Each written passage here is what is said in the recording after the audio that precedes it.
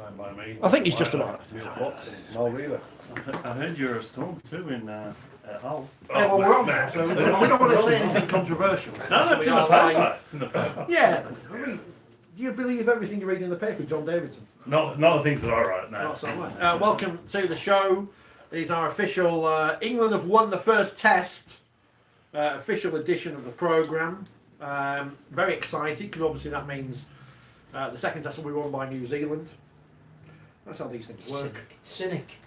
Yeah, it's Forty20 live for a Monday, 29th of October. Put your hat live out my hat. Yeah, sorry. I've been learning some Hull phrases from the Kiwis. Earn some snare is on the way apparently, because we are all thick and northern. That's what the Rugby Football League think of us. Yeah. Apart from John, you're not from the north of Sydney or anything, are you? No, south. John, you're not from the north of Sydney or anything, are you? No, south. John Davidson's here. Gary Schofield, the man who gets people to resign apparently from Hull if you'll believe weekly. That's what it says in the papers. And Phil Kaplan, who's brought us mini rolls. And a scarf. And a scarf. It's only a prop. It's not cold enough. Join in on Facebook by telling us the microphones don't work or anything like that. And on YouTube. Hopefully the Facebook works for the whole show. So I'm taking the hat off. It's stupid. I mean, in fairness, my niece bought me that for my birthday, so I should have treated it with a bit more respect. But there you go. And I think we should start off before we get into the whole everything's crap.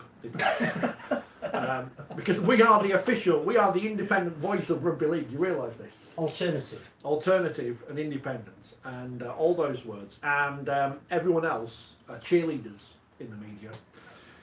But we are going to cheerlead England's performance because they won the first test against New Zealand. Let's start with a man who was there. Gary Schofield. Former England international. How did they do? Well, I thought they did very well, to be honest with you, because, as I say, when the side was selected, first of all, the question, Percival, why isn't Percival playing? As we all know, realistically, the way that he's played, his form has been sensational in the dream team. Everybody was asking the question again, why isn't Wayne Bennett picking him? He went for Connor, went for Gildart in the end. Proved correct, so what I would say for Percival, to be honest with you fellas, he might as well be sat with us, because if a coach doesn't like you, it doesn't matter how good you are, what form you show, then I know Phil will come in and say, well, it might be about his attitude. Well, at the end of the day, Phil, but at the end of the day, it's all about form. If you would have asked, I would say, 50 pundits, they would have all had Percival in that side. So Wayne Bennett's got his reason, justified as well the way that Connor and Gildart played. Again, the big question was picking Tompkins at number 7 and Williams at work in progress. Certainly work in progress, but one thing for sure, I felt as though they did very, very well on Saturday. The forward pack again, outstanding. The impact of the bench, outstanding from there. And I'm very happy that England played very well. And from a point of view in New Zealand, the way I was disappointed, when you saw him 2 weeks ago, kicking the Australian backsides, Mr. Davidson, and kicked the scoreline the scoreline didn't justify the game at what quality the New Zealand was. New Zealand on Sunday played how they normally do against Australia by taking them up around the ruck area, We don't get tied around the ruck area anymore. The play's a better quality because it's mainly a pack of forwards who play in the NRL. So I felt as though the Kiwis didn't play the right game plan. If they'd have played the same sort of game plan against the Aussies, might have been a different story. They didn't. Our boys didn't get intimidated, took the opportunities when they came along and fully justified. And I tell you, if the Kiwis do not change their game plan, this would be an England whitewash 3-0. I have to say that I thought our warm-up game against France stood us in perfect stead for that. And that's why it was a proper test match, wasn't it? Yeah. I think the first hour was, quite physical, dour, breaking a team down. Actually was some good ball movement from the New Zealand halves in that first hour. But what impressed me was not only Gildart's try, which quite rightly graced the evening news and should have done, because to score a try like that on your debut, that'll live with him forever, and it'll be a constantly replayed image. I think the last 5 minutes was really important, because in so many of those games, England haven't had that mentality and intensity to take it right to the end. I think there were a few collective intakes of breath when Sean Johnson got his hands on the ball with the penultimate set. We're going, here we go again. But actually, England got stronger as the game went on, and New Zealand seemed to fall off the intensity a little bit. But that might be because they've travelled over here first test they're going to probably be less conditioned than they will be as the series goes on. I think it sets it up perfectly. It was a proper test match. Felt like sides numbers 2 and 3 in the world going at it. Kiwis have to come out now at Anfield next Sunday, play a different game because they've got to win it. And actually, I think the game itself was actually the high point of a lot of things around it that we genuinely should be slightly concerned Phil, about. can I just contradict you there a little bit? Sides 2 and 3 in the world. The Australian kicked the Australian backside 2 weeks ago. We've just beaten New Zealand who kicked those. Hey, listen, this may be 1 and 2 in the world. Australia, I tell you. Are we using that maths? Australia, I'm telling you. I think Australia, we beat that's them. where even though you hold the World Cup He's, for 4 years. he's drawn a Venn diagram. And You're only as good as your last game, fellas. You're only as good as your last game. the new rankings will be out in the middle of December, and I still think Australia will do. Bad news for our YouTube viewers. They're all upset because initially you couldn't see Scully, but now I've moved the camera. And they're even more upset. Yeah, they are actually, yeah. Move the camera back, says Phil. Lot Lane says, spoil sport because I moved it. David says, was just about to say couldn't see Scully, not to complain, rather to compliment. Hello to Paul in Moscow. I should say because I've forgotten because Shambles starts the programme because I'm in charge today. Best wishes to our loyal viewer, Stephen Cram, not very well in LGI at the moment. He's a long time contributor to the show, big Wakefield fan, always praising Michael Carter and Chris Chester and trying to get Scully a job. So we appreciate him for that. Stephen, our best wishes are with you and your family, and we hope you're back with us soon indeed. Elsewhere, Paul on the game. Let's not get carried away. New Zealand weren't firing on all cylinders. Well, you wouldn't expect them to in the first game out of 3, but the fact that we didn't know what the result was going to be until the final who to win, that's what you want from Test match football. It was a proper Test match. It was. went right down to the wire. Both teams went at it. England took their opportunities. I think in the past we've seen England perhaps not mentally strong enough to close those games out. You know, they've dropped off in the last. They didn't do that. You know, Gildart's try was fantastic. Embarrassed with Tennington, isn't he? The way he stood him up. I mean, you would have thought he had all the time in the world to make that tackle, and he just When you watch the fullback from there, you felt as though, hold on, you're not really showing No, much enthusiasm. exactly, yeah. You're not getting yourself. Use a fullback really. He should have been showing on the outside. You know, Gildart was there. The fullback should have been there. Gildart said he should have been showing on the outside. But hey, listen, this young kid, he's got plenty of pace, and he's delighted that he's got called up fantastic to the England squad. But also as well, I'd like to give praise to the referee, Robert Hicks. I know people are saying, no, well, there were high tackles. It wouldn't happen in Super League. Yeah, listen, this is Test football. You know, and you get away with a bit more. You shouldn't, but you've got to let the game flow. Absolutely. You know, if that's where they want to referee, let them referee. But the good thing about that, right, the players will know, right, if that's the way it's going to be, right then, let's get ripped in. It's a proper Test match. And I also think that the selection was not only justified, but actually was right as well. He wanted to play Connor, but he didn't want to play him in the halves. He wanted a Wigan combination. And if you look at the way Gildart finished the season, particularly the way he played in the grand final, he's picking a guy on form, so you can't really criticise the England coach for picking a bloke on form. I think he's also looking at the next World Cup. Phil, let me ask a question then. Percival may well be involved in the next World Cup. If you was picking the England side, would you have picked Percival? No, but yes, I probably would. But we're not inside the camp in the build-up to the game. The way Wayne Bennett wants England to play, I think was justified by the result, and I think Gildart was one of the shining lights. The other one was just been announced as on the extended Golden Boot shortlist. I just thought Bateman's offload for that try was fantastic. Because the finish was so good, not enough was paid to getting Gildart the ball in the first place. If anybody hasn't heard, Bateman has been added, Whitehead, Tommy Makinson on the Golden Boot list. The interesting thing too with Bateman though is that it was his mistake that Nicarima, got round him and laid off that pass, but he didn't make up with it. He thought he was playing in the central. Yeah, and I think he had a really great game apart from that mistake. Well, to be honest with you, fellas, you've got to give praise to Nicarima because he thought, I've got a second rower here. All I'm going to do, I'm just going to dance on the outside of him. Yeah. Just suck the defenders. It was too easy. It was smart play. It was smart play from Nicarima. Realised it's a second rower who was marking him from there. I also thought the first try with the pass inside, again, there's some creativity in that New Zealand team. It was a little bit off as the game finished. They couldn't come up with a champion play at the end, but no doubt we'll talk about how many are expected for the second game. On the basis of what was on the pitch, there should be a lot of people at Anfield next Sunday. And also credit to Tommy Makinson. I think a lot of people were saying Tom brilliant. Johnston hat-trick against France has been Tommy Makinson didn't make a mistake, did he? High balls all game. Won the ball that set up the first try. He was brilliant. Oh yeah, and I say when you looked at the impact and all, I thought Chris Hill was outstanding. Some of his passing game, and also Luke Thompson. Tell you what, doesn't he get ripped in? He puts his body on the line from there, and you know what? He looks as though he'd been playing Test football for around about 3 or 4 years, didn't he? And arguably playing the biggest pack in Test Rugby League. Except for Tonga. Tonga, yes. Mighty They're not small, are they? Yet to meet a small Tongan. Yeah.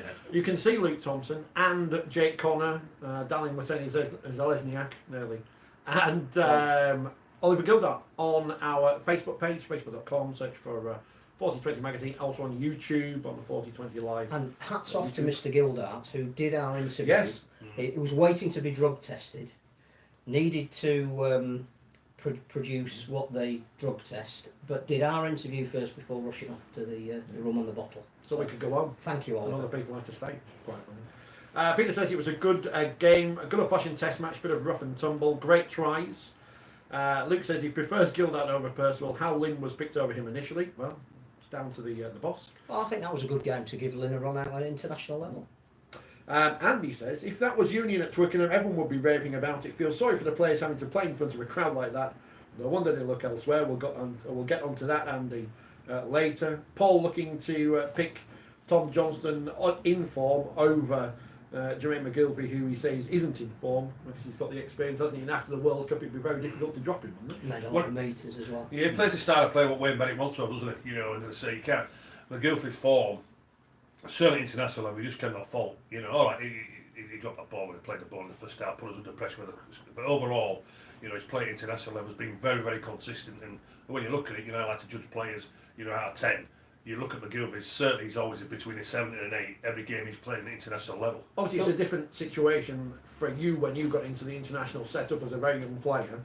But Tom Johnston, even if he doesn't play in these test matches against the Kiwis, he's going to certainly learn a lot going back into Wakefield next season. Well, he's not only going to learn. The fact of the matter is, what he's got to realise is he's got to be consistent week in and week out. And I know people say, well, is a lesser club in Wakefield from there, but I don't buy into that scenario. I think if he gets the right service, he'll be scoring the tries. He will guarantee you, Johnson. If he gets the right service, he will guarantee you 20 tries a season from there. So if he knows that he's got to get to a consistent level. But one thing for sure, if Tom does get an opportunity, well, he might say, well, I got an opportunity against France. I scored 3 tries and I still haven't been selected. But it's one position where we're not weak, isn't it? We look at the fullbacks, we look at the hookers, we look at the wingers. We're not weak from there. So if he gets the opportunity, as he did against France, he won't look out of place in England jersey, whether he's playing France, New Zealand or Australia. That's the important thing there. I think you're talking about depth, and you look at the team that almost beat Australia in the World Cup final. No Sam Burgess, no Widdop, no Ryan Hall, no Wilkins, no Sean no Sean. no Sean no Walmsley, no Ben Curry, no Luke Gale, no Kevin Brown. So that's a really good sign. And England can be missing, basically half a team and still beat, basically a full strength New Zealand. I don't think they're missing anyone. Nelson Nussel for Solomon. Because this is what you'll love. You'll crush. You'll crush. I know we're talking about the Kiwis here, John, but I'm not getting carried away here. I'm just. No, you're not getting carried away. Listen, I'm not getting carried away here, but I'm just wishing it were the Aussies over here for an Ashes series, because you know what? The way you guys are, you've got a good forward pack, you've got a decent, back line from a point of view where you decent back line. You centres and your wingers and your full back. You've no halfbacks. If we had you over here now playing the Ashes series, it'd be the first time we win the Ashes in 1970. We'd kick your backside now. We would. Yeah, I like the confidence. We would. We'd kick your backsides. No, you haven't. We would. You haven't beaten Australia in. I know we haven't. decades. But I tell you what, if we had you now, we would have you on toast. You've got to do We'd have you on talking on the toast. pit scully. We'd have you on toast there. Well, we'd have you on toast. Interesting that Wayne Bennett said, did we as a nation realise how good a team we've got? Yeah. And I think that's a really fair question. That, yeah, we can talk about team selections. You've just picked almost a second team, which is fantastic. Do we realise how good a team we've potentially got? You say we could beat Australia. Should we not be shouting this from the rooftops? Well, why not? Why should we be? Why should we be? Wouldn't that get more people through the game? But Phil, the situation is, we need an international calendar put in place and letting people know, you know, when we're It's going not just the calendar. Well, where are we going that's next just year? one The part. Lions on tour. But- I mean, we look at the other internationals that are going on this week, and I wrote a story the week before. Scotland, hardly any Super League players. Their clubs have stopped their players. Well, that's playing. right. Exactly, but that's what I mean. It's not just the top three. We need all the countries. to have their Exactly, John. players. This is what we said last week. You know, with the international scene, because it is a pinnacle of anybody's career. Yeah. It's a pinnacle of even supporters going. There's no better. Like when we look at the other code now, we'll see that this week. You know, they could sell their ground out 4 or 5 times. We all know that now. But what the clubs have to do, they have to respect the international calendar, and they have to respect what the players want. I know they're in charge of them and they pay their wages and this sort of thing, but it's totally wrong. If we are looking to take Rugby League seriously from an international point of view, all the players have to be made available. I think They do. I agree. the other thing It's that, not happening. It's unfortunate. Well, they need telling. They need telling. the other thing that was heartening this weekend, I thought the Knights, a fantastic performance in PNG, 36 degrees, nearly 80% humidity, I think. No let up from arguably the most ferocious forward pack in the league. They're certainly not the biggest, but they don't go away. They do like belting people. And I know it was down to goal kicks was the difference, but to stand up for half an hour and not concede a point in the second half, again, some stars coming through with that team. And adding the women who had a really good win in France. If only we could have watched that as it was on the same time as the men. England Rugby League is looking really strong. So before we get into the ancillary debates, Yes. Still. post the game, it was set up that someone from the hierarchy of the RFL would come and give some copy to the Monday papers.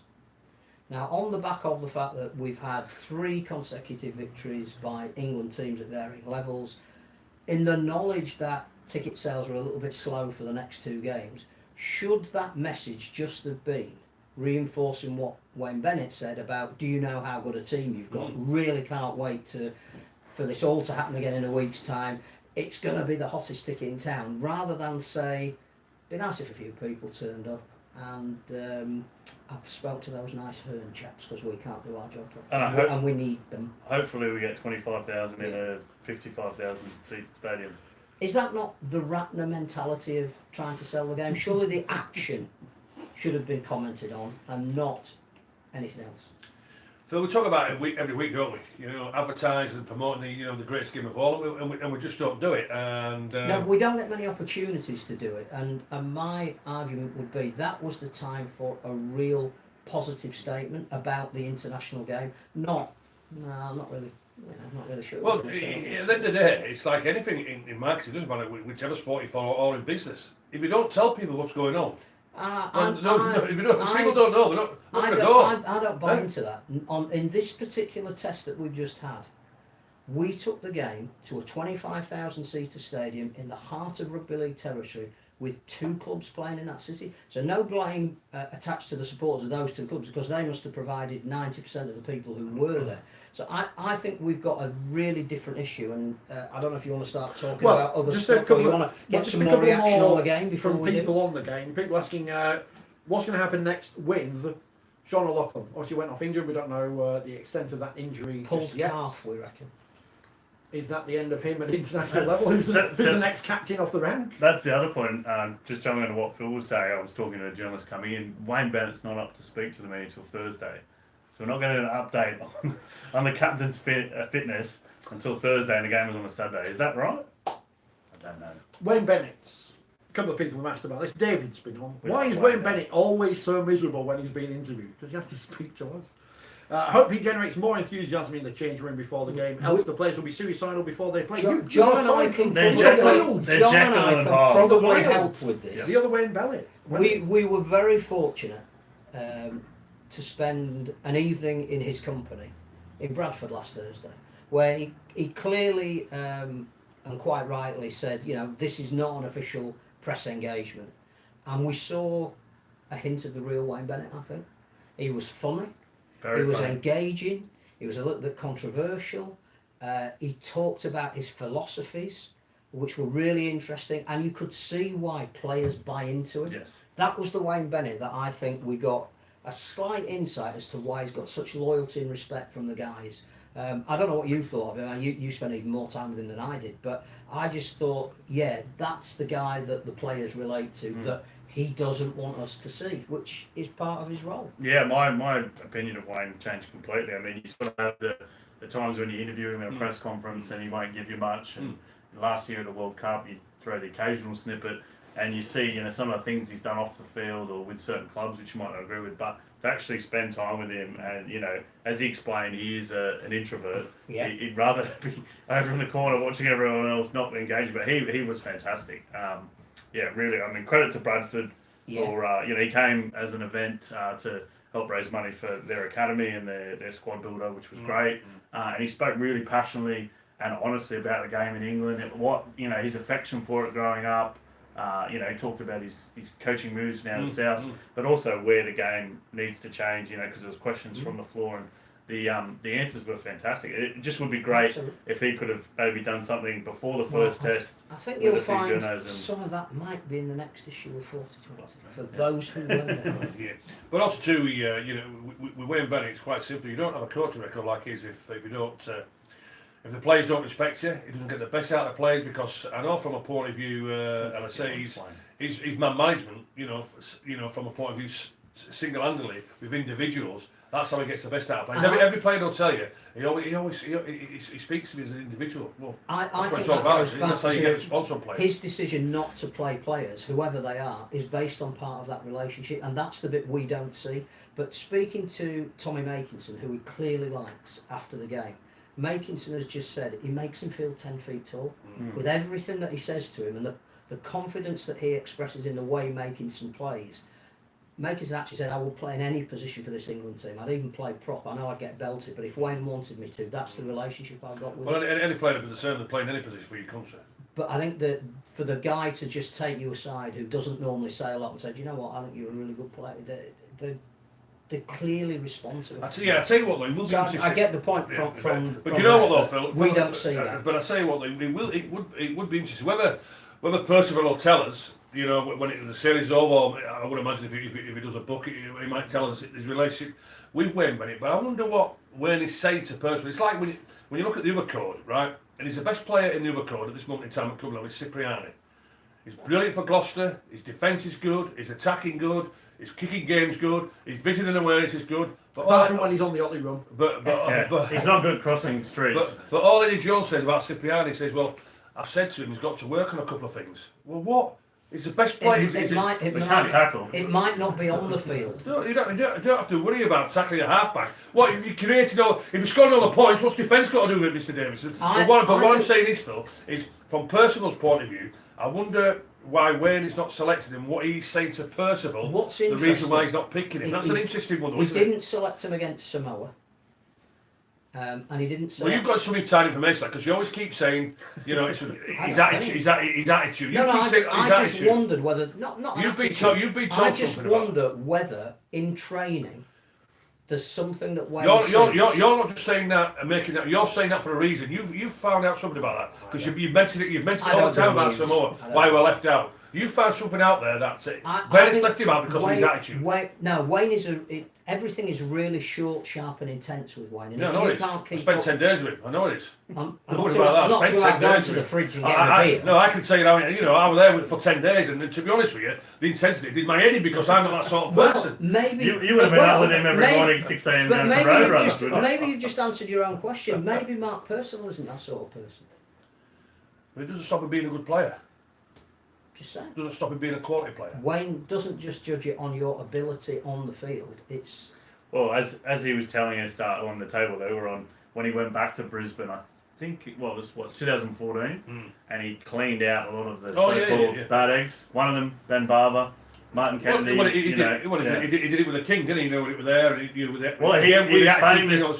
famous, and he actually said this. I think the open mic Phil can. He's famous for saying, and he said this about his coaching career, he'll retire a year early instead of going on. And what he used to do with his players, and I think he's fallen out with some of those great players. Like Wally Lewis couldn't tell us, he touched them on the shoulder maybe a year before, instead of playing a year on. Because you could look at, say, Jonathan Thurston this year, should he have played on this year, didn't, wasn't at the same level that he usually did. Was it him or was it the players around him? Because he still had the most assists in the NRL. But also as well, I think one of the smartest moves he's done is everybody thought, no, what's he doing this for? Well, he brought Alfie back for that state of origin. Yeah, game. he talked about that. As a one-off, he saw something in Alfie where he needed to win that game and say, you know what? There's only one player in this world who's a Queenslander who could get me the victory. We're not talking about it. I'm still getting over that. I'm not saying because we do South Wales, but obviously Wayne sees something in them individually where at that moment in time they can do that job what he wants them to do, and that's an art. There's not so many people like that. You're a student of the NRL. There's been 4 coaching changes, almost simultaneously. All teams that were in the top 8. Which you would have assumed if it had been down. It's been 5, really. We'll include Manly in there. No, we don't include Manly in anything. But there's been 4 who've swapped effectively. Yeah. Has that happened before? Are you surprised that Souths would want Wayne Bennett going into his 70s? And yes and no. It's not happened since the Super League war when we had new clubs start up and clubs going under and swapping. Like it is crazy. I think carousel was the best word for it. To have. Basically, and I think Wayne will, from what he was saying, he will serve out his year at Brisbane and Seabold will stay at South, even though they know they're swapping. But no, it is crazy. And you've got Ivan Cleary, who was sacked by Phil Gould 2 years ago and going back to Penrith. Is he still staying at Penrith, Goldie? Yeah, well, he's the general man. He's the Gary Heatherton. Yeah. He pulls the strings. So he got rid of Anthony Griffin. He's going to bring Ivan back basically because he wants to coach his son, who's kind of a handy halfback. Well, I want to coach my son. I never got. How does that work? I don't think your son was on $1 million. Was that down to you or your son, though? Yeah. Every club he was at, they didn't want he was coach. Yeah, I would imagine. So, all right, well, I'm the It's all right, a bit harsh, Phil. Stop picking on me. But the end result is that David Fenner is coming to lead, so that's a good thing from the Rhinos. Well, I'll tell you what, you're a Manly man as well. We're just talking about the coaches. Desi's back. What the hell are you doing bringing Desi back? What are you doing, Davo? You doing what you're not. He did win 2 grand finals. I tell you, you'll have the wooden spoon next year. Well, you'll have the wooden spoon, Dave. I was listening. You Silvertails, you'll have the wooden spoon next year. I was listening to the show last week, and you mentioned that Manly had been bad for 4 or 5 years. We did make the semis last year. I think we finished 6 or 7. So already you were wrong on that quote. This year, you didn't finish last 7. year.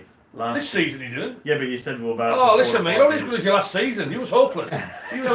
Last game last season. I'll have a kill with you. Then you'll finish the wooden. You'll be wooden spoons next year. Do you know how many wooden spoons Manly have got since 1947? No. Exactly. Yeah, that's why you support. You're like every other Silvertail supporter. Yeah, you're glory supporter. See, this is the thing, though. You're from Newcastle. Why do you support Manly? Because my mum's family's all from Manly and Newcastle being over team. Rubbish. And he came in at 88. Rubbish, Davo. Scott's not been sacked as our predicting person because the Sega Mega Drive game from 23 years ago got the results spot on. 18-16 it said it was going to be, and that's exactly what it was. Brilliant. England's last tackle plays. Josh Hodgson's kicking game. Has he been getting lessons from John Wilkin? Well, sorry, John, if you want to. Do you know what, right? Josh Hodgson is a sensational hooker, sensational player.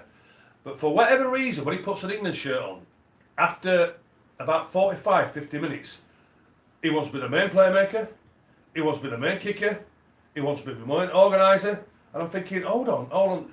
Josh, that's not your position. He gets the first man. He's too slow. His thought process is too slow from that. What he needs to concentrate more, unless that's a philosophy way he wants to be into him.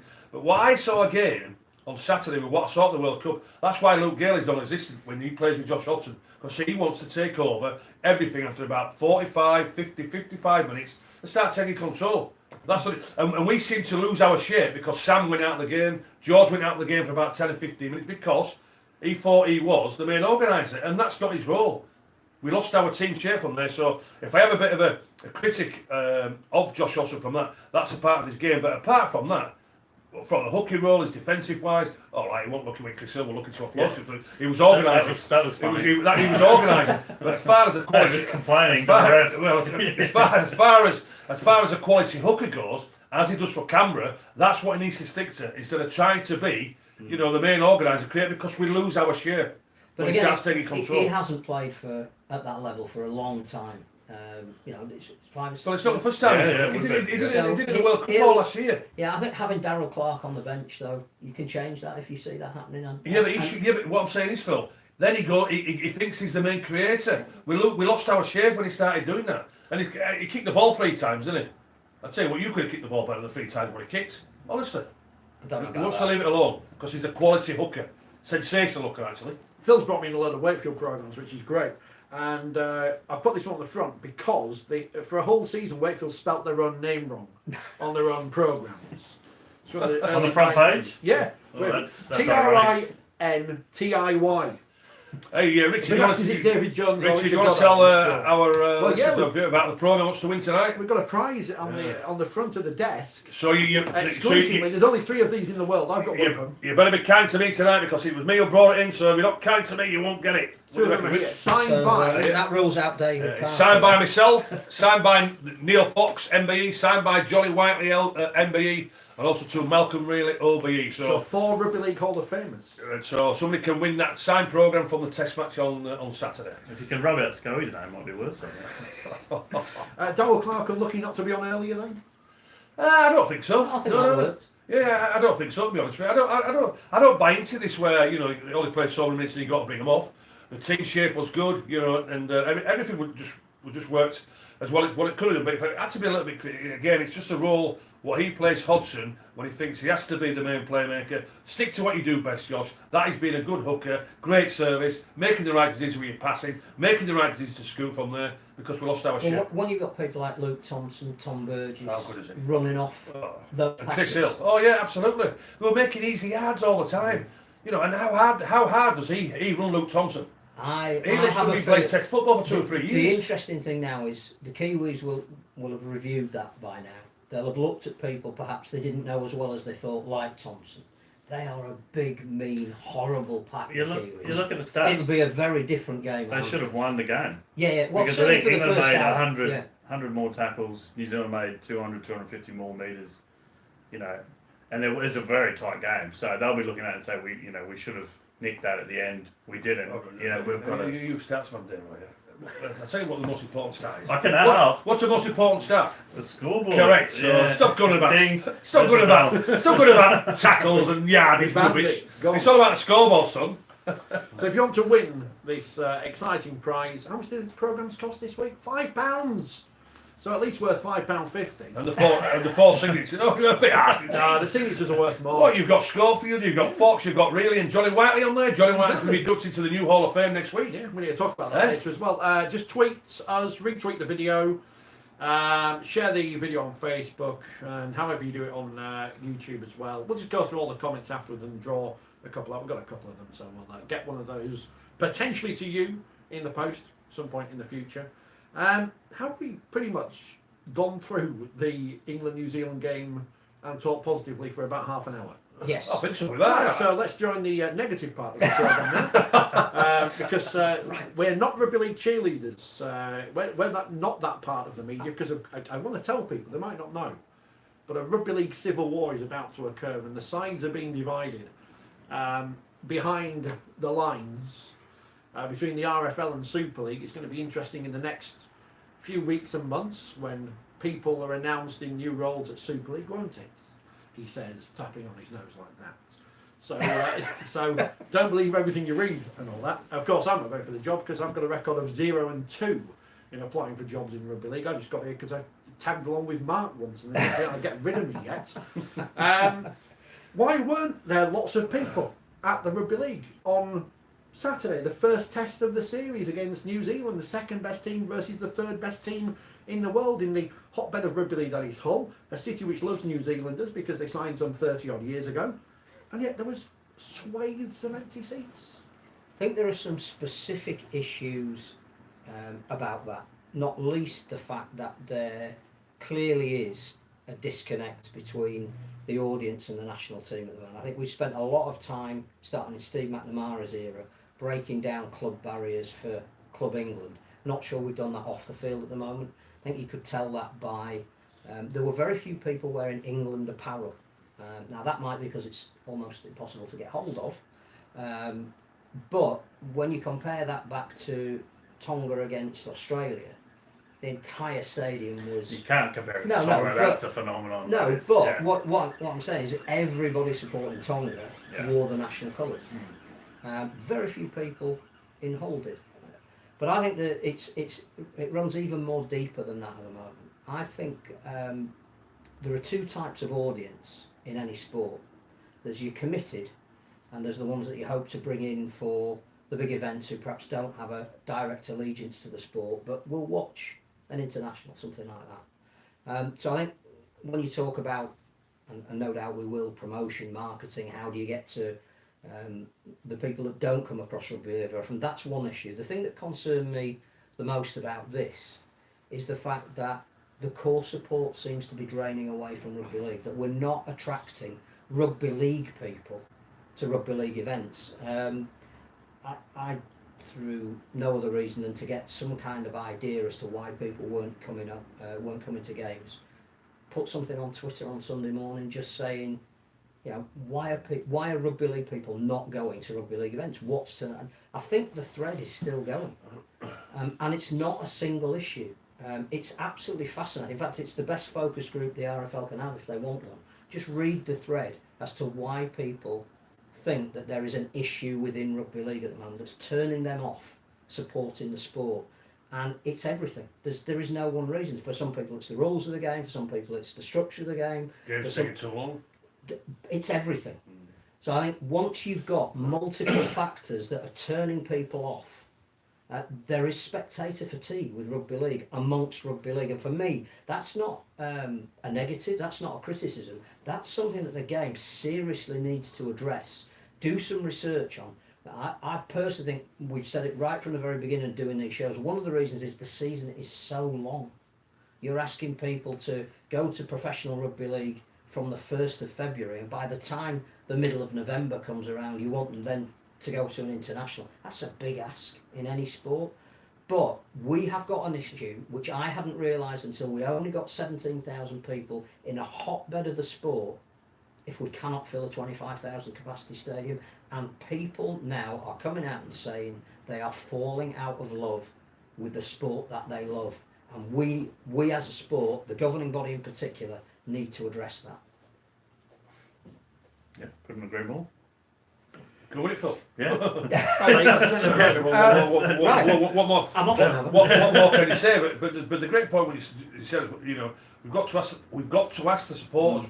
We have got to listen to the bread and butter of our game, and that is the supporters. And if we decide to forget about them because we just think about the corporate and we just think about the hospitality, well, that's never ever going to work. So we have to listen to our bread and butter, and that is the supporters. There needs to be, as Phil said, and you just said, there needs to be some market research into Absolutely. why people are not, and some engagement into those core fans who are either burnt out or switched off. And also, I think this has been brought up, and we go to Super League games every week, and you see it. It does seem to be an ageing fan base. Like, where are the younger people coming through who are replacing those older fans? I think there's something else that is all tied into this as well. So we've lost the art of supporting our team at home. It's an absolute scandal that it's 2 years since England have played at home. This is an England team that got to the World Cup final that haven't played a game in England for nearly a year. You know, what is the sense from a marketing and corporate point of view of hiding your England team? And with what created superstars in your era was, for the Wigan boys, they were so dominant domestically. They were always on telly every week. But for the rest of you, it was predominantly your performances in the international arena. How did people get to see Gary Schofield in the early 80s? It wasn't necessarily playing for Hull. We saw that on a weekly basis. It was, oh, here's a teenager making his debut for Great Britain. And I think all of the issues about not supporting your national team comes from the fact that we don't have enough home, regular, scheduled fixtures of that international team. And what I don't understand is why the clubs themselves don't see what a benefit it would be to the domestic game if the international team is strong. And you mentioned as well, you were in the corporate area on Saturday. How many Super League chairmen or owners or chief executives were there supporting the game? Well, if I'm honest with you, Adam Pearson was there. Well, you'd hope it would. Yeah. It's his own mistake. If he Well, didn't go, we are in still, trouble. but still, you know, he's a club chairman. Neil Hutchell from Hulkinson Rovers. Ken David was there. Richard Fewis from Huddersfield. But apart from that, I didn't see too many. I don't know how all the executives were. I know Mike Rush from St, but I didn't see Mike Rush there. Matt Mallis I didn't see. I didn't see Ian Lenigan. Gary wasn't there. Well, that's another issue. Yeah, you know, they had the shirt laws, but I didn't see like Michael Carter. But you know, whatever, you know. So, but at the end of the day, the clubs have to get behind the international calendar. You know, an international cap has to be set up for.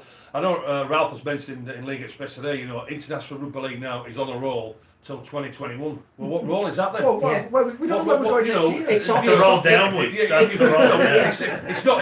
It's not being. Is it a bread roll from the corner? But it's not criticised, and it's all right. We're on a roll now, 2021. Well, who are we playing next year then? Well, And who are we playing the year after before the World Cup comes? The fans, because I know fans are still they're asking me now. You know, they look at there was told it was going to be taught in New Zealand 2019. We took the trip out last year with Glory Days from there, and the people who want to go on this trip, they can't do anything because nothing's being put in the calendar. But it's not fair on the players either. I agree. because I agree. We keep seeing the jersey presentations, how much it means to players to get caps, to become part of a heritage system whereby they get a number. It means everything to the players. Yeah. The fans have lost that link. Looking at the ticket sales, I mean, there were more people in Denver than there were in Hull. There will be more people who will have been at Anfield for the Four Nations final between 40,000. Australia and New Zealand than we'll get with England playing this week. We need to reinvest the international game here with the things that we can do by playing it more regularly. The thing is, Phil, though, it's not just playing all regularly. We pay lip service in between World Cups, and you look at what Scotland, Ireland, Wales Absolutely, get. 100%. Come to World Cup, they'll get their top players, but between that, they don't. Where's the value for them? And if Tonga weren't a big success at the World Cup now, then the Kangaroos wouldn't have had a pay cut, and these players for Fida and Tamalolo wouldn't have come out and played. Something else about. If you're going to bring back the British Lions, which is the pinnacle of the international game in the Northern Hemisphere, then it cannot be England by another name. Because the Aussies won't buy into that. The public over there, if they see some guys turning up in one shirt one year and they see them turning up in a different shirt called something else another year. So how do you invest in Scotland, Ireland and Wales the opportunity to be part of the British Lions? First of all, I'm not sure those governing bodies have even been consulted about how the Lions are going to come back. But if we are going down under next year, whether that includes Australia or not, immaterial. I think you could have a fantastic tour going to PNG, playing Fiji in Suva, Tonga in New Zealand I think fans would love that, players would love that. It's a valuable tour. But how do you get to select Great Britain? Well, the one thing you could do, if you had the foresight to do it, is in the middle of June next year, when we should have had a test, we'd have a double header, probably at a ground that is a traditional rugby league ground to guarantee that there's going to be a lot of money. You would have England playing the next rank Celtic nation and the other two Celtic nations playing each other, and it would be one afternoon and it would be a tour trial. And on the Sunday night, the Great Britain team would be announced. So let's say pick one position. You've got England playing Ireland, let's say, and James Roby is up against Michael McAlory. You're bringing in a little bit of mate against mate, state against state, but the person who comes out on top gets the Great Britain shirt, and you do it through all the positions, all the way down through Four Nations. Why aren't we doing stuff like that? We haven't even got a mid-season international. Do you remember, what was it, the last 3-4 years we've been to Newcastle? 3 years? 3 years. And after every time we go to Newcastle, Scully comes on in various places, wherever we are at the time, and says, we should take an international to Newcastle, strike while the iron's hot, and we don't go there, and Rugby Union's going there again next year. Coventry got a bigger crowd for that double header. England-Scotland, which was derided. Yeah. Which was a great game. Night. Yeah. Matty Russell scoring that freakish try. Oh. It was cold. He was cold. Oh, it was cold. It's no Lots matter. of Sorry, that's let okay. the people Well, have their lots say. of comments as to why Saturday perhaps didn't work. Some saying the time of the match, should it have been in the evening? It'd be even colder then. It was cold enough, and I wouldn't have minded, but as you know, I'm not a big fan of the BBC. Especially since You've hidden that especially since I haven't been on since doing the Women's Challenge Cup final. They don't get me in to do the Super League show when Tanya's busy, do they? Get that Will Perry fella. But Radio Humberside, who were there doing commentary on Saturday, Gwillem, the legend that is, there's a pigeon on the head, Gwillem Lloyd, spilled his coffee down my back. You think that was an accident? Sit there with wet cheese. The worst thing was it was cold coffee. Did he apologise? He did, yeah. No. But still, He was wearing a quite fetching hat. big hat. And he did ask Wayne Bennett some questions afterwards. So, yeah, what was I saying? So if it had been in the evening, it would have been even worse. Going up against football, people have said, but Great Britain Internationals in the past used to be on Saturday afternoons. the way tickets were sold, all online, can't get them at the stadium. That's a very fair Well, point. and some Makes no people who sense. had to be on the phone for 35 minutes trying to get a ticket. Again, in this modern day and age, you want to click your phone, know that you've got it, and be off. Leeds having a shirt launch And Castleford. and open day in Castleford, Yeah. inviting people to watch the game on their big screen rather than going. Well done to those clubs. I'm told by a chief executive of a Super League club that they're not involved in ticket sales. Well, surely they should be empowering the clubs. Every You club. should be able to go to your club, Yeah. buy a ticket, It's what rugby union does. So get some successfully. kind of cash back to the club. Absolutely. I think the clubs get 100 tickets to sell, but there is no way that if you decide on the morning of a game that you want to go, you can't get it at Hull because it's now a football stadium, they don't have cash turnstiles, you can nip down to your local club, go online with your local club, sit with your own fans. Yeah.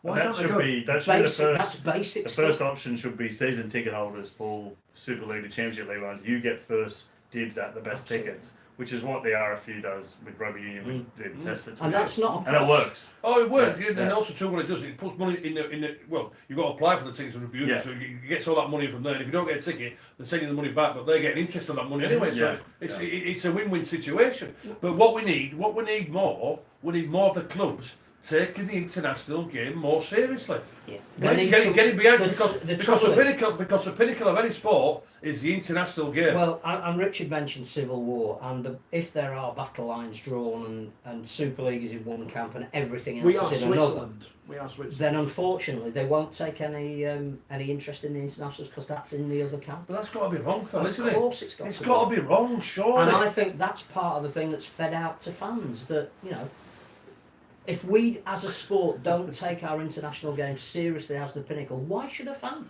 I agree. A national audience couldn't give a toss about Wigan versus Castleford because they're just two. But I places think in the we're deepest, mixing darkest up north, two whereas things England, here. you know.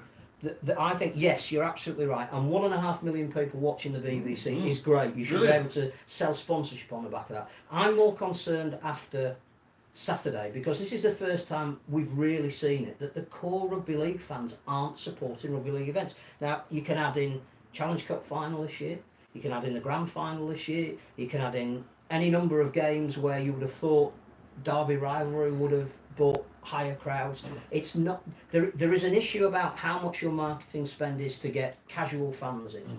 There is now, I think, a different issue about why is our core support not going to our big events, of which this is just the latest one. Well, do you know what as well? This year in Super League, and I reckon if we say we've seen 5 quality games this year in Super League, I think we'd be telling lies, to be honest with you. It's all part of it. We would be telling lies if we had said we've seen 5 quality games this year. On Saturday, the first international we played, how good a game was that? Quality game. So now, as Wayne Bennett has told everybody, and we all now know what a quality side we've got, so why aren't we telling people that? Well, that's my Sheer argument quality about- on Saturday, so why that's aren't we what telling should be people, saying. go watch your national I'll use an side? example. This Sunday's games at Anfield, Yeah. home of Liverpool Football Club.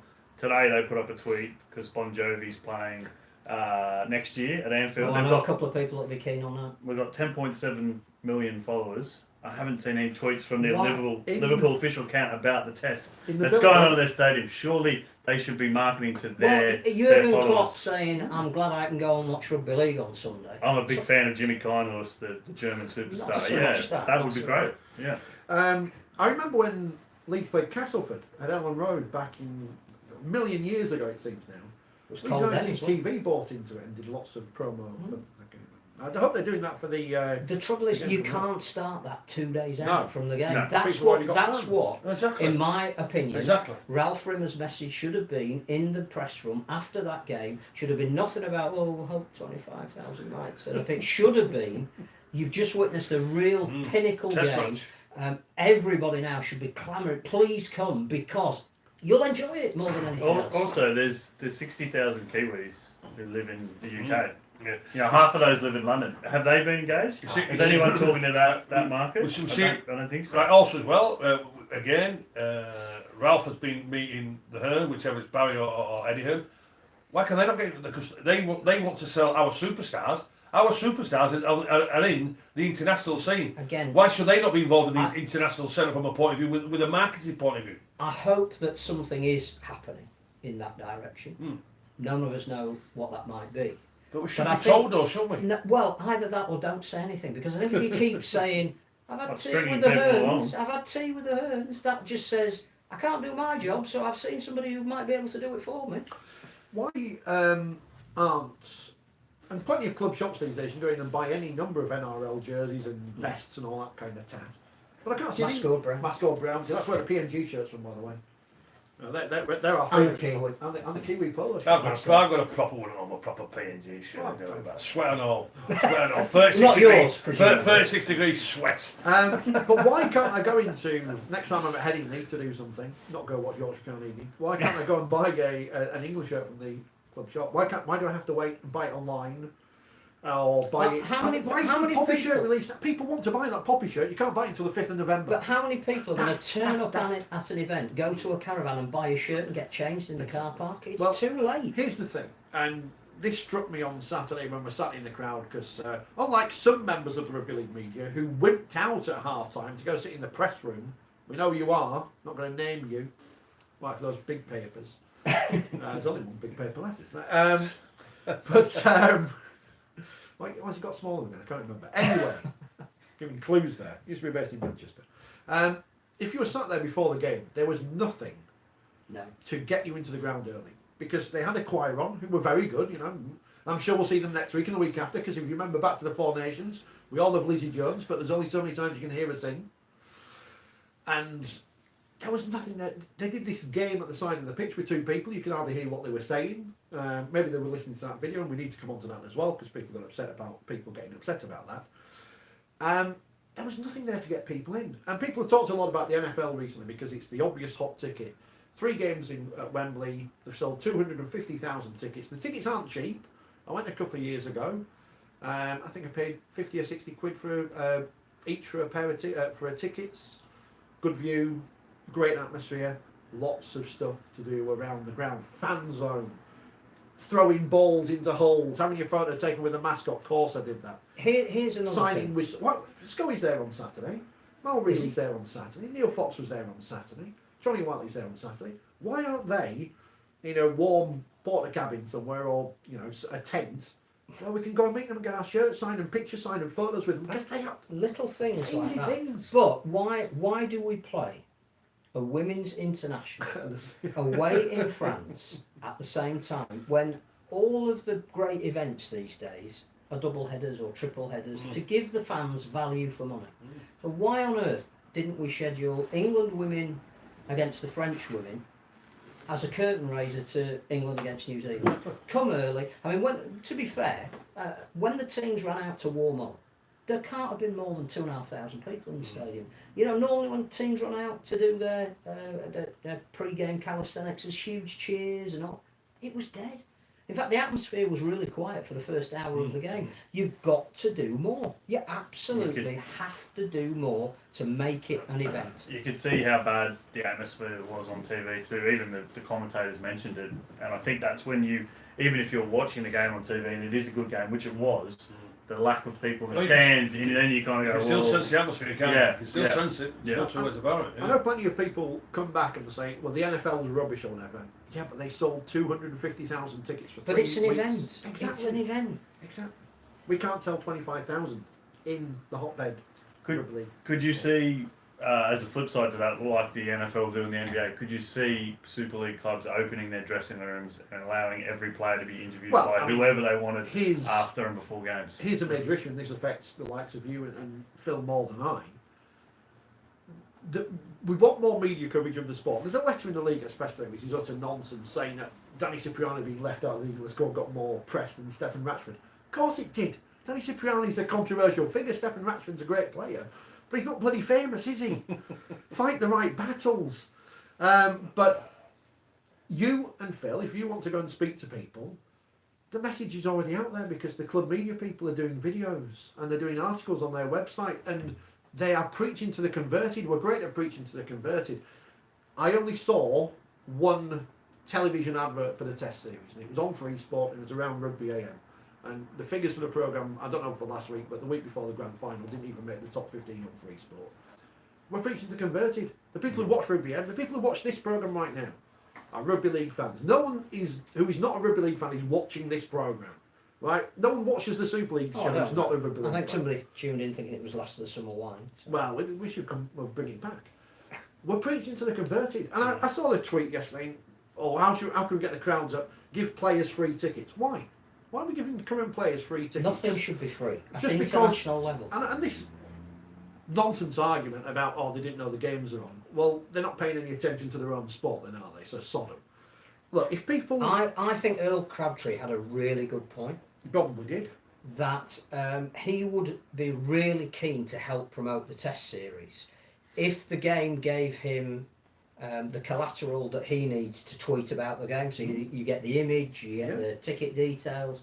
I think again for him doing that and the thousands of Twitter and social media followers he'd have, which will increase the awareness amongst those people who already know about the sport, he is then part of the pre-match entertainment. So it's come and meet me at the KCOM Stadium.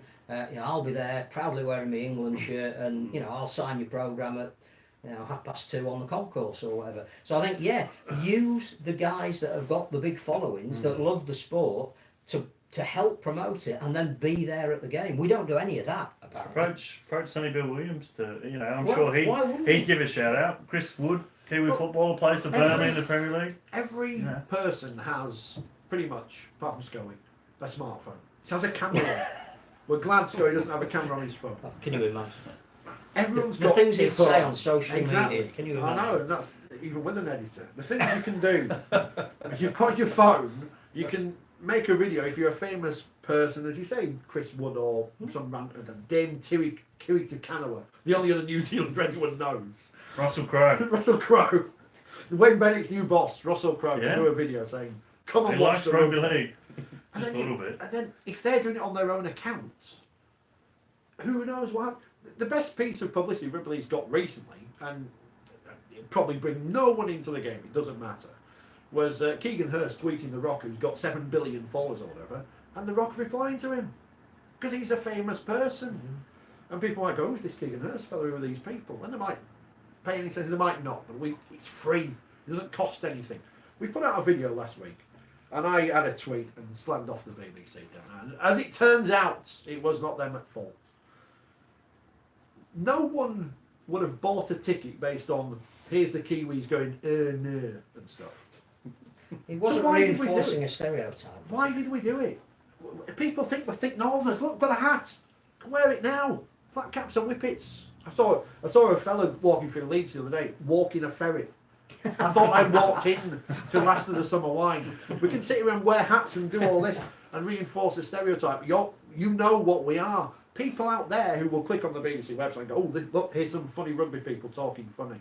And as I tweeted out, you wouldn't get the RFU tweeting a video of, I don't know if they're playing the Springboks with them, drinking pints of urine and lighting their own farts. Because that's the stereotype of rugby union, and it might not be true. And the stereotype Can you leave Todd Carney alone? The stereotype of rugby league is it's thick all that goes on NRL. They're not flat cap and whippets. It goes on NRL, and then they come over here and play now again. Exactly, all the softness. I blame the BBC, and it wasn't Rectum of Wigan, Scully. Rectum of Wigan. I apologise to them. We set everyone up for an open goal there. Why did we do that? Someone at the Rugby Football League or our league or whatever sat back in the office thinking, this is great. And I know people think, oh, you're complaining about nothing. But it reinforces the image of our sport. And we don't need to do that. Because everyone already thinks Rich, I think part of the problem is you look across the game, participation's down, crowds are down, ratings are down. There is no accountability in people in leadership, in the top. There is no accountability for these things, and it hasn't been for several years. We're just getting to a point where things are getting worse that have already been on the downward spiral for a while. That's my opinion. But there's no obvious leadership either. There is an absence of leadership. Because there is a split now between the two halves of the game. There was no leadership before, Phil. No. The leadership was but bad. It's now getting worse. Yeah. And the split happened because Nigel Wood's leadership was so bad. And he's now running the international game, which we're saying needs to improve. And needs better calendar. I mean, you can't make it up. We've been asked, and I'll ask you two about this because, again, you're the closest to this. Who does hold them account? It should be us, the wider Rugby League media, but we are criticised for being critical on this programme, and I know people like positivity, and we are positive. We spent half an hour at the top of the programme talking about the main thing in rugby league, which is the action on the field and how impressed we were with England, how the game was great. We wish more people had seen it. Scully enjoyed himself, which is good. But who holds Ralph Rimmer to account?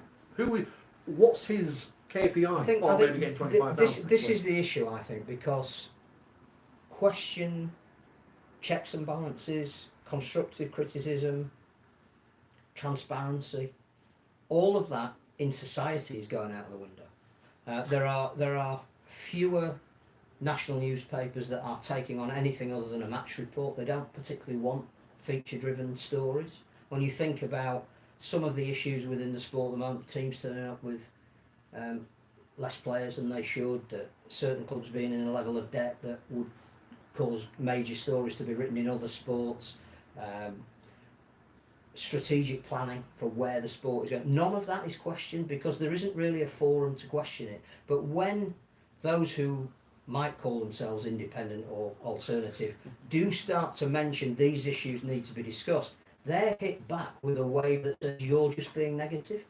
Now, that's a governing body stance. We've seen that actively this season on more than one occasion, where merely by asking a question, the response is not to answer the question. It's, well, you're being negative by asking the question. Can't be. You've got to ask the question. I think that the other thing about that as well is that some supporters are going down the road of saying, oh, England have played really well, but all we're getting is my timeline's full of people that complain that not enough people have turned up. The two are mutually exclusive.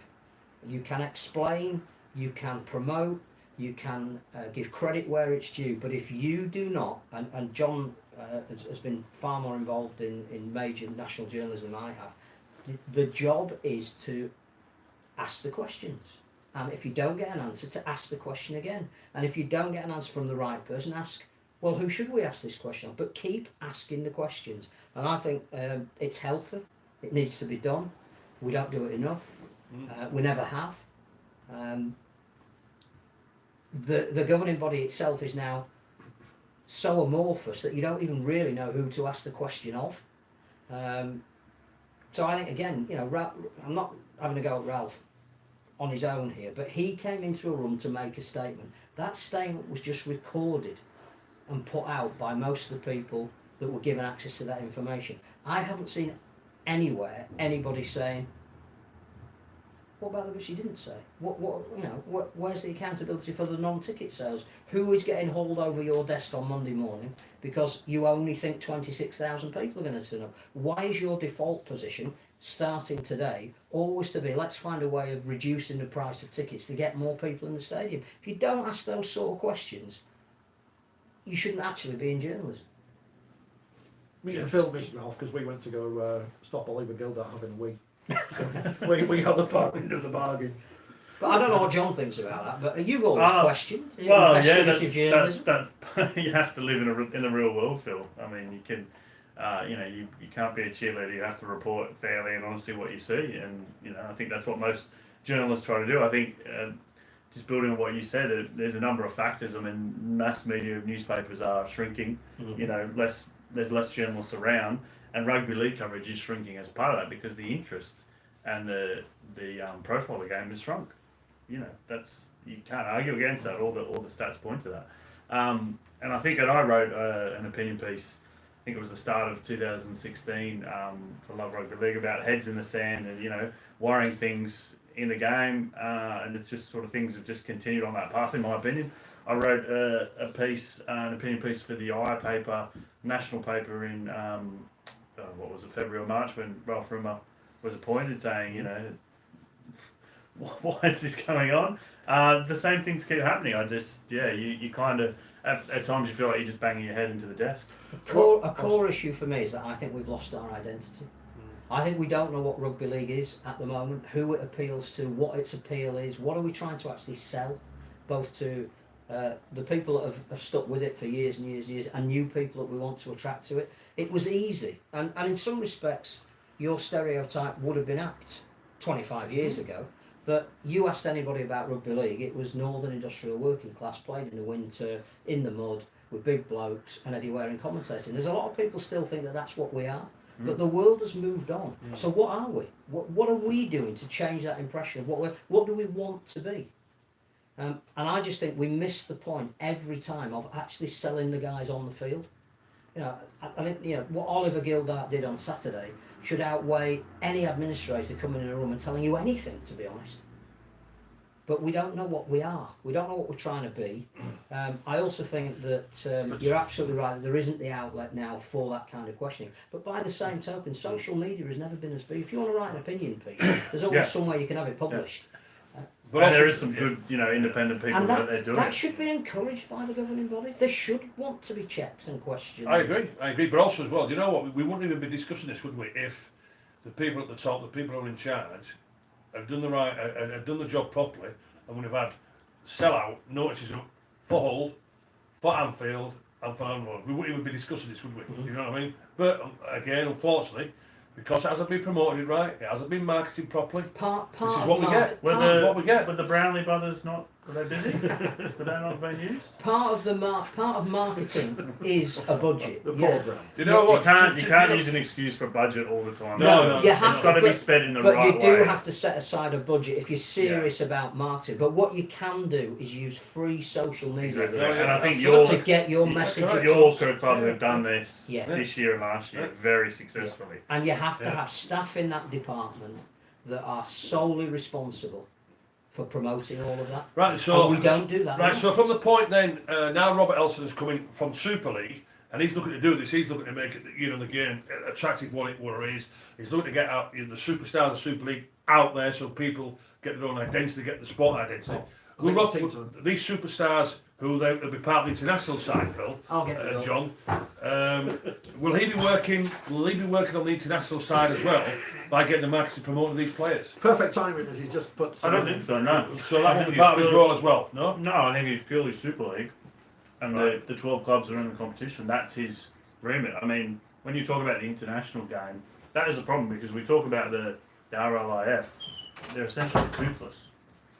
The game's run by 3 federations. Yeah. It's run by the NRL, well, 2 really. It's run by the RFL and the NRL because the New Zealand Rugby League has no money. Yeah, puppets. Yeah. And all their players essentially play in the NRL. Yeah.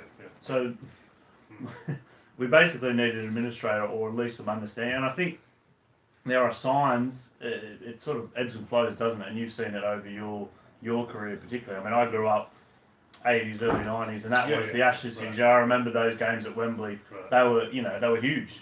Chariots of Fire, Ellery. These are the players going up in Australia. We knew about. Yeah, exactly. Yeah. And then last year's World Cup final, you think, and I was there at Suncorp, the same as yourself, Melbourne, and going, Cameron Smith talking about this is great. This is Australia, England back.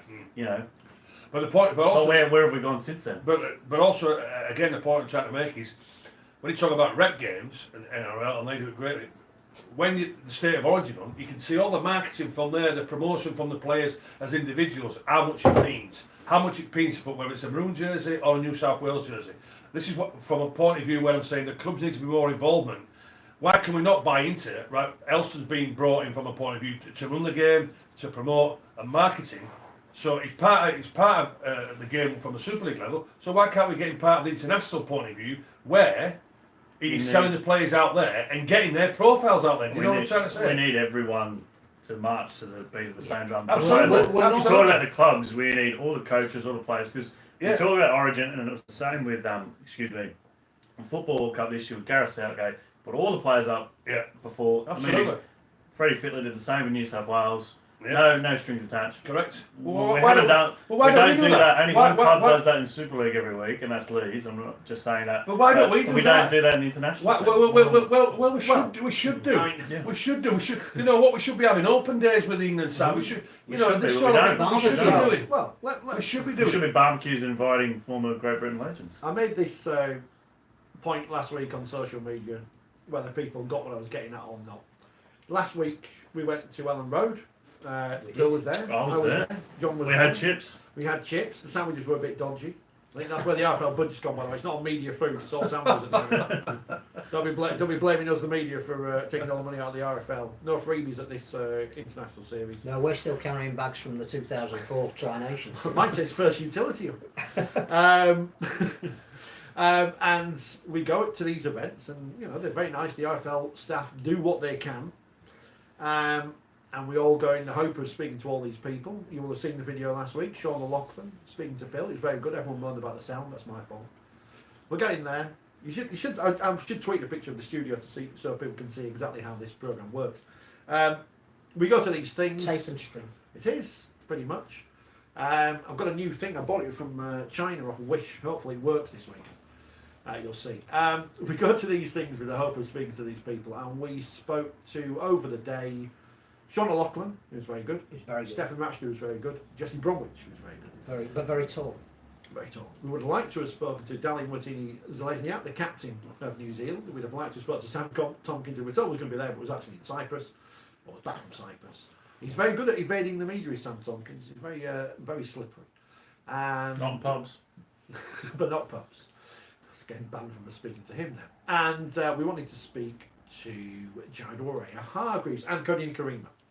Because we wanted to get as much content as possible, because the more content we put on Facebook and YouTube, A, the better it is for us, because we get more clicks, and clicks mean potential sponsors and whatever.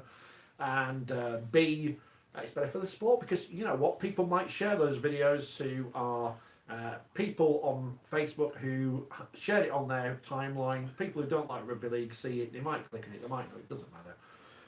But they might have got some more interest in the series. The problem was last week, we go to this event and I wear two hats. Obviously wear the Forty20 banner proudly, but I'm very lucky to use the fact that I do reports on Talk Sport, and I'll be there on Sunday for them doing updates on the second test at Anfield, so I can legitimately claim to be there working for the biggest sports radio station in the world. That's what it says on the adverts, and as we know, you can't lay on adverts because you get sued. Could I speak to half the people I wanted to? No. Why? Because their time was monopolised by other media outlets, and you didn't see those videos that they did anywhere enough to justify the fact that they were just sitting around and chatting like they were mates with people. Now, it's not the BBC I'm talking about here. When we go to these events and it's Super League and Sky, the host broadcasters have the right to speak to these people because they pay to speak to these people. But when you go and you can't speak to all these people, and we were there pretty much until the end, it's extremely frustrating because the players only have a short amount of time. They don't want to speak to us. They've got better things to do, like playing on video games or, I don't know, going to the pub. Answering the same question 6 times. Sorry, you must be excited, that kind of thing. What's it like playing at a football stadium? So I understand they have precious time. If, you know, we were told by the RFL's media manager, you ought to just have 2 minutes with them. Yeah, that's fine. Because 2 minutes becomes 5 easily. But then the people disappear because they've been talking to one media outlet and the story's not getting out there. So what are we supposed to do? The coaches weren't speaking to anyone about the top table press conference, Which was pretty useless. Yeah. Yeah. Not a quotable line. No, I think the quotable line, which I used and several other journalists used, concerning the NRL coaching moves with Michael Maguire and Wayne Bennett was, No comment. I'm here to talk about the Kiwis. We all was it. want to make rugby league bigger. We all want to get more coverage for rugby league, and we've got our own little island here. You know, if TalkSport had asked me, did you get an interview with the New Zealand captain, I would have said no. I'm afraid I didn't. They weren't going to ask me. It doesn't matter, but they could have done. We need to. The people at the RFL know the problem. They need to sort the problem out. On the England Facebook page, because someone mentioned how great the work has been done by Jamie Jones Buchanan. Absolutely. Out with the England Knights, plenty of videos out there. He's done really well because they're different as well. Yeah, because he's not. When He's I say not this, bound by convention. he's not someone who, he's not learnt in the way that other people have done, and that's not a bad thing. That is a good thing. But I'm looking here and there's sod all from Saturday. There's But there's you know an interview what? with Oliver. But you know, I would imagine JJB is out in Papua New Guinea from there. We all know it's their national sport in PNG. He will have access to everywhere, you know, and that's what the PNG want, because they want to tell everybody, not just in Papua New Guinea, but they want to tell people in Fiji, in Samoa, in Tonga, in New Zealand, in England, in Scotland, in Australia, that they play the bloody greatest game of all, and that's Rugby League. And they want to sell their star players. And they want to tell people that England Knights are over there and they want to promote their game and they want to sell the fixes out. There you go. That's how annoying it gets, isn't it? You know, but a guy's doing a great job because he's allowed to do his job, because he's got access to everywhere to promote the greatest game of all. And what's wrong with that? There's nothing wrong with that, is there? Nothing wrong whatsoever. And do you know, let me just say, like back in our days, when I first came into the game, I did my first interview for a national newspaper, the Daily Mirror, the great journalist Arthur Brooks. Mm. You know what? And do you know what? When I did it, I couldn't wait to tell every Tom, Dick and Harry that was going to be the national newspaper. You know, I bought about 24 and all this sort of thing, because in them days, every time you was in the paper, whether it's at the national newspaper or the local paper here, like the Yorkshire Post, whatever, you kept a scrapbook. You wanted to talk to newspapers. You wanted to be in the newspaper from there and tell everybody, not just from a point of view, you as a player, like, yeah, we're delighted to be playing with Hull, delighted to be making my Great Britain debut and this sort of thing. But what you was doing, you were selling the game, wasn't you? Mm. And again, it just 100%. stops us by doing that. 100%. We are going to move on and talk about different things, but there isn't that much else to talk about. I think the big part of it too is finding angles. And that's what journalists do. They want to find their own take on a separate story. Hence, you wanted to speak to all these different players. Some of those that I got to speak to, and that's what we need to be selling out those angles. Like Dallin Wateni's. But you know what, John? Let me finish. His great grandfather was the first Maori to captain the Kiwis and then go in a member of Parliament. He's a legend of their game. Yeah. I didn't know much about him, but talking to him about that and trying to tell that story in League Weekly and in the iPaper on the weekend. That's the sort of thing that we should. He's only 23 and he's captaining his country. First game, he beats Australia, the world champions, on his debut as captain. That's a fantastic story. But what I was just going to say, John, right? Me, if I was playing today, and if I was England captain, or if I was, the standard World Cup, I would say to every press guy, "Do you want me? Well, do you want me? When that do you want me? Do you know what I mean? I would say to you guys, "Do you want to interview me?" I'll give you another example. That's what I would be doing. World Cup final. Sean Locken was injured. He's the captain. He didn't play in the World Cup final, so Sam Burgess was the captain. Yeah. He did the captain's run, spoke really well in front of the media. Suncorp was you'll remember, it was a really sunny day. Yeah. Fantastic final. Right down here. Anyone could have won. England or Australia could have won the game. Yeah. Anyone who watched it was in the stadium. It was a brilliant contest. After the game, I think there was a lot of positivity after the game. Press conference. Who does the press conference? Wayne Bennett and Sean O'Loughlin. Didn't play the game, but he was doing. Surely Sam Burgess should have been. I think Sam Burgess has a contract. I don't know if this is the reason, but he does have a contract with Fox Sports worth a lot of money. He may have spoken to them after the game or whatever, I don't know, or been invited. But surely the captain, who's just played the World Cup final, should be speaking with the coach like all throughout the tournament. It's not much to ask. After the game on Saturday, there were 34 ambassadors who played. When the media hang around in the mix zone, it would be great to get a comment from all those 34. Absolutely. Across a range of media outlets, be that television, social media, written media. But they all come out together. You have to make a choice which one you're going to get. And the one that you go and get means you don't get somebody else. Correct. And that's where we miss an opportunity, I think. Particularly because it's a different story. The England are saying, this is great, we need to absolutely build on this. And the Kiwis are saying, we felt we could have won that, but now the pressure's really on for the next game. Yeah. So there's plenty of stories. There are people who've made debuts. There's other stories. Did anyone speak to Marty Tapau and say, "Oh, you're coming to Leeds, Marty"? Scully's never heard of you. Yeah. Have you heard of him now? Have you seen him now, Marty Tapau? He was good. Dreadlocks. Came off the bench, pushed a few people out, offloaded the ball. He's not coming to Leeds, by the way. Trent Barron. But that would have been a good guy to question about stuff like that. You've got to be more open and accessible and get more and more information out there. You've got to, for people to that's how the Americans do it. Well, why would you go to Anfield if you hadn't really seen anything other than that game on telly? Because then on the back of that, you get to hear about some of the people that played in that game. You want to actually go and see them live. At the end of the day, the product is the players. And if you don't make the players accessible, if you don't make them transparent, then I'm afraid to say you'll get what you get, and that's exactly what we're getting now at this moment in time. We're not getting big sponsors. We're not getting the coverage that we should get because, as we all know, we keep saying it. We keep saying it. It is the greatest game of all. It is the greatest game of all. But if you're not going to sell yourselves, well, nobody else is going to sell us. That's one of the reasons with the NRL why it's kind of gone to another level. Yeah, exactly. In terms of the coverage and the ratings are up, crowds are up, is because one of the things that anyone who's got the NRL pass over here knows, Fox League. 24/7 rugby league. They've got all the chat shows and you go on, you watch the Monday Night Matty John show and all those clip the three best Englishmen to play and then you see a clip of you scoring an intercept try. Matty's a Balmain fan, so he's a big fan of yours. But you know what I mean? That's on every night. We don't have that, do we? Here? Do you know what? Do you know what as well? Right. Players are on talking about their lives. Well, do you know what as well, John? As well, out in Australia. The players want to be on the TV shows. They Well, want to they be get on. paid as well. Yeah, no, but that's not the point. They want to be on there. You know, they want to get on there. Yeah. I would imagine the players over here. You want to come on the television or come on the radio. I would imagine them. Well, what questions are you going to ask me? What question are you going to ask? Yeah. You're not going to go on about this. You're not going to. Oh, come on, fellas. Listen, you can be as open and honest what you want to do. You know, grow some crystals. But in Australia, they love going on the TV shows. They love doing the radio interviews. In the 4 years or so that you guys have been doing this Monday night show, I think some of the best episodes have been when Ollie Holmes was on and Adam Cuthbertson. You know, you guys were. Well, that was a coincidence, but you know what I mean. When the players are on and they're open and honest and they're asked and they give their opinion freely, that's what we've got to get to. Elsewhere, interaction. We do need to move on eventually. Dave said, "Can we start the cool lads? 7 a.m. tomorrow, Red Hall Gates. I'll bring a pitchfork and a packet of hobnobs." As I said before, I've been to Head Red on a Hall stick.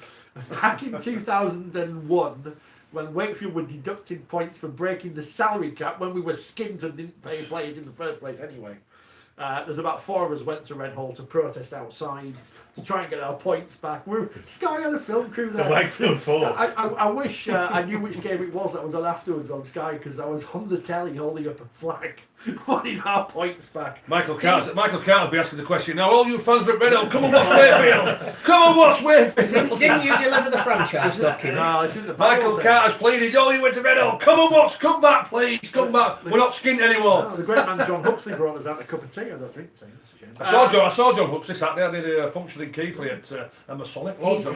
Isn't he the mayor? I was speaking at Masonic Lodge in Keighley, and John Huxley was there. You know the handshakes now. Yeah, John Huxley was the guys with 4 arms and 3 noses and 4 ears and that sort of thing. Yeah, it was quite interesting. You're on very dangerous ground there.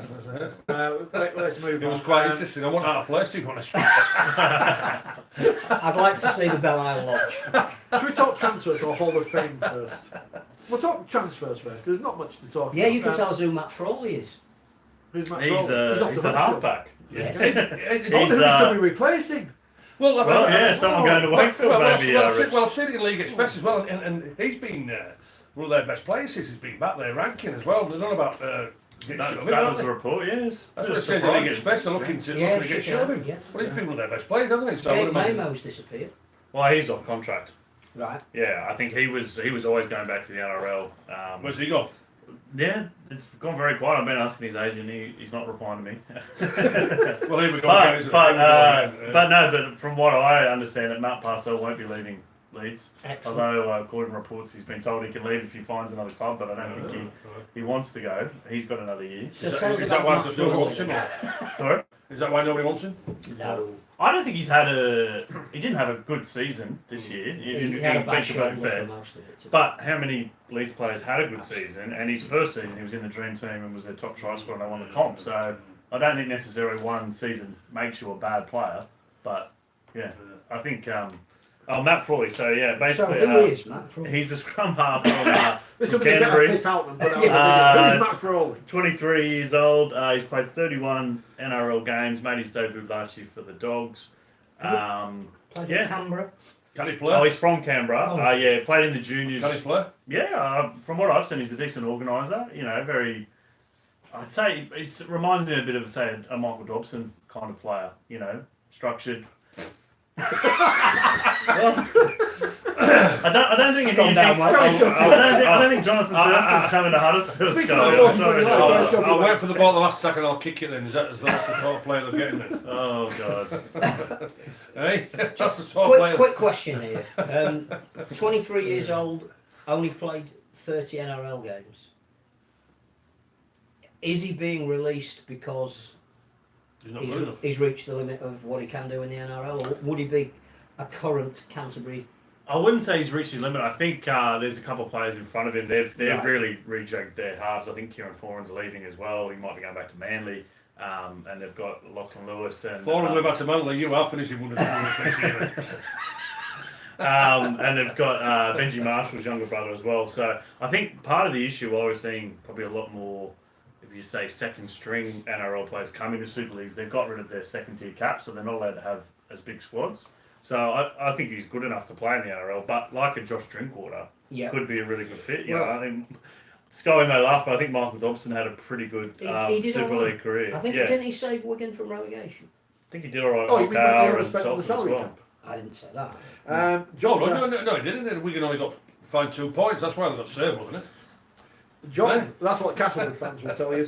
John has asked, any news where Drinkwater is going, having just mentioned it? I think he needs to lower his wage demands to go anywhere at the moment, from what we hear, unless you've heard any different. No, that's what Having I've had heard as half well. a good season, he now thinks he should be in the very upper echelon of He figures he should be a marquee player, doesn't he? and, He's not like good. there aren't too many clubs out there. As you say, halfbacks are worth their weight in gold.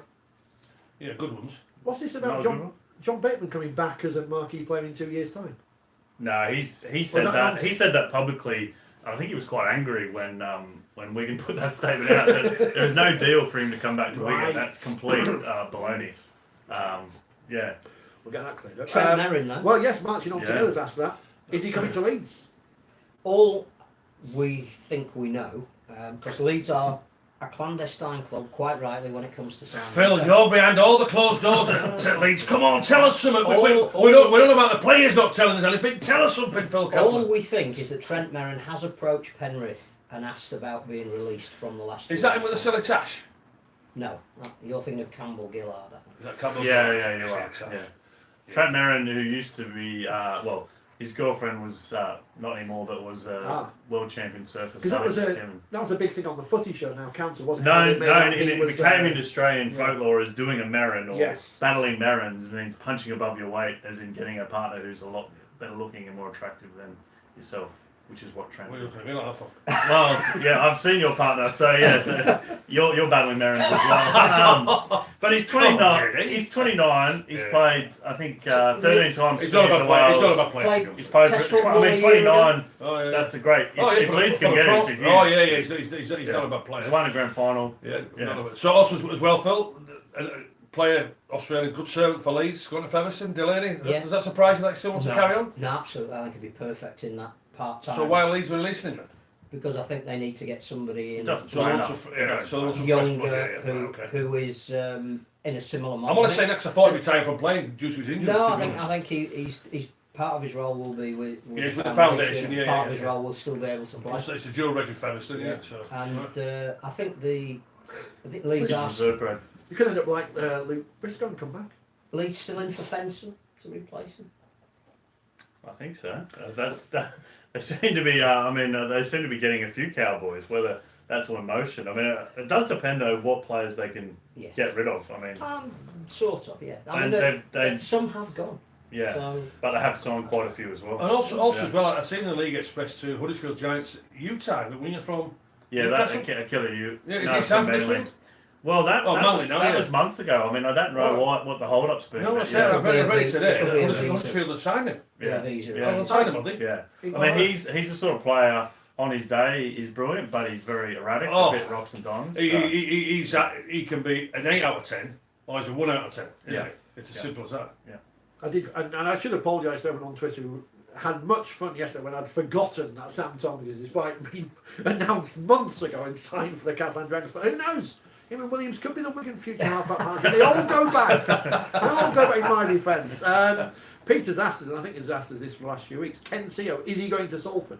Do we know? We don't know. Most likely, it seems. Robert's asked us, do we think Leeds will sign a winger to replace Hall? Is that Luke Briscoe? I suspect they won't, because I don't think they planned on signing Conrad Hurrell. Ash Handley, who's on contract currently with the England Knights, has to play somewhere. I could see him playing on the wing. I think Harry Newman will need a few games. He really is a potential star in the making. You'd think that would be on the wing as well. I'm not sure with Hurrell's acquisition that Leeds now will be looking for a winger. Ashton Golding on his way out. I think he could go on loan. The issue is going to be where would he play? Jack Walker, you think 'cause it's the number one. And fullback. Lola here can cover fullback. So I would think that Golding was being looked at as an auxiliary hooker off the bench, but Dwyer's form at the end of the season probably sees him doing that role. Right, Phil. And please don't say he's still recovering from his knee injury. He's still recovering from his knee injury. Right. He's doing all right in the nights. Scored for opening try. Looks like he's got a smile back on his face. Where's Sutcliffe going to play? He needs to be told what position he's going to Yeah, be shown. absolutely. Well, that's For his own peace of mind. I suspect Because that's. he can play. The kid's got talent. Where are we going to play him? Well, I suspect that that's one of Dave Furner's first issues when he gets here next week, and I would be saying to him, You look at the back row at the moment, there are a couple of players there that come into the end of their career. You need to make a claim for being a second rower. Now, you may have to alter some of the things you do. You have to do a lot more tackling, that's one of the things. But Start eating. we can't get you in at 6. He's not a 6. We've just signed a world-class centre, so can't get you in there. Full-back, you're behind the hot young property. So it's got to be in the pack. It's got to be back row. If But the reason why Jamie I'm, Jones, Buchanan but the and reason why I'm Carver asking for, are still there, but they're coming to the but end. the reason why I'm asking, he needs to know where he's going to be playing, so he can absolutely. get, so at least, so we can get the best out of him. And it's not fair on the kid Absolutely. by saying, oh, we might pick you at fullback, centre, Interesting stand that, off, I loose mean, I know forward. you can't look anything into the French test because it was an opposed training. But interesting that I'm he was interested. picked, I want no interest in the French. but he was picked in the back row for that. Came off the bench and played in the back row. Speaking of JJB, obviously he's got his work at the moment with England, right? So he's scouting for potential Papua New Guineans to sign for Leeds? Featherstone. For Featherstone. And Barrow. And Barrow. Yeah. And everyone else. I think he's got enough on getting the camera to work and sending the match report back. He's doing a terrific job. Yes. We like JJB. It's different. We It's like different. JJB. That was this week's transfers. So that wraps up. I can edit that nicely and stick it out on YouTube as a separate clip on Wednesday to try and get more views. You're Dave, thinking ahead, aren't you? well, yeah, we've got to plan what we're going to do this week because Plan? obviously we haven't spoken to any That'll players. never catch on. Well, in rugby no. league. Until we go to Anfield on Sunday, look out for us. We haven't got a fan cam, we can't afford one. David, we haven't talked about Danny Brough. Danny Brough, I'm biased, I can't talk about this because I think in terms of talent, in the, let's have a look, 20 odd years I've been watching Wakefield, he's the most talented player to wear a Wakefield shirt. Good signing for Wakefield, yes or no? Well, we said it last week, didn't we? And I'm not convinced, to be honest with you. No, I just think as though that Jacob Miller, he's found his place. He wants to be the main man. He's got a smile back on his face. He gets the best out of his players around him. I'm not convinced.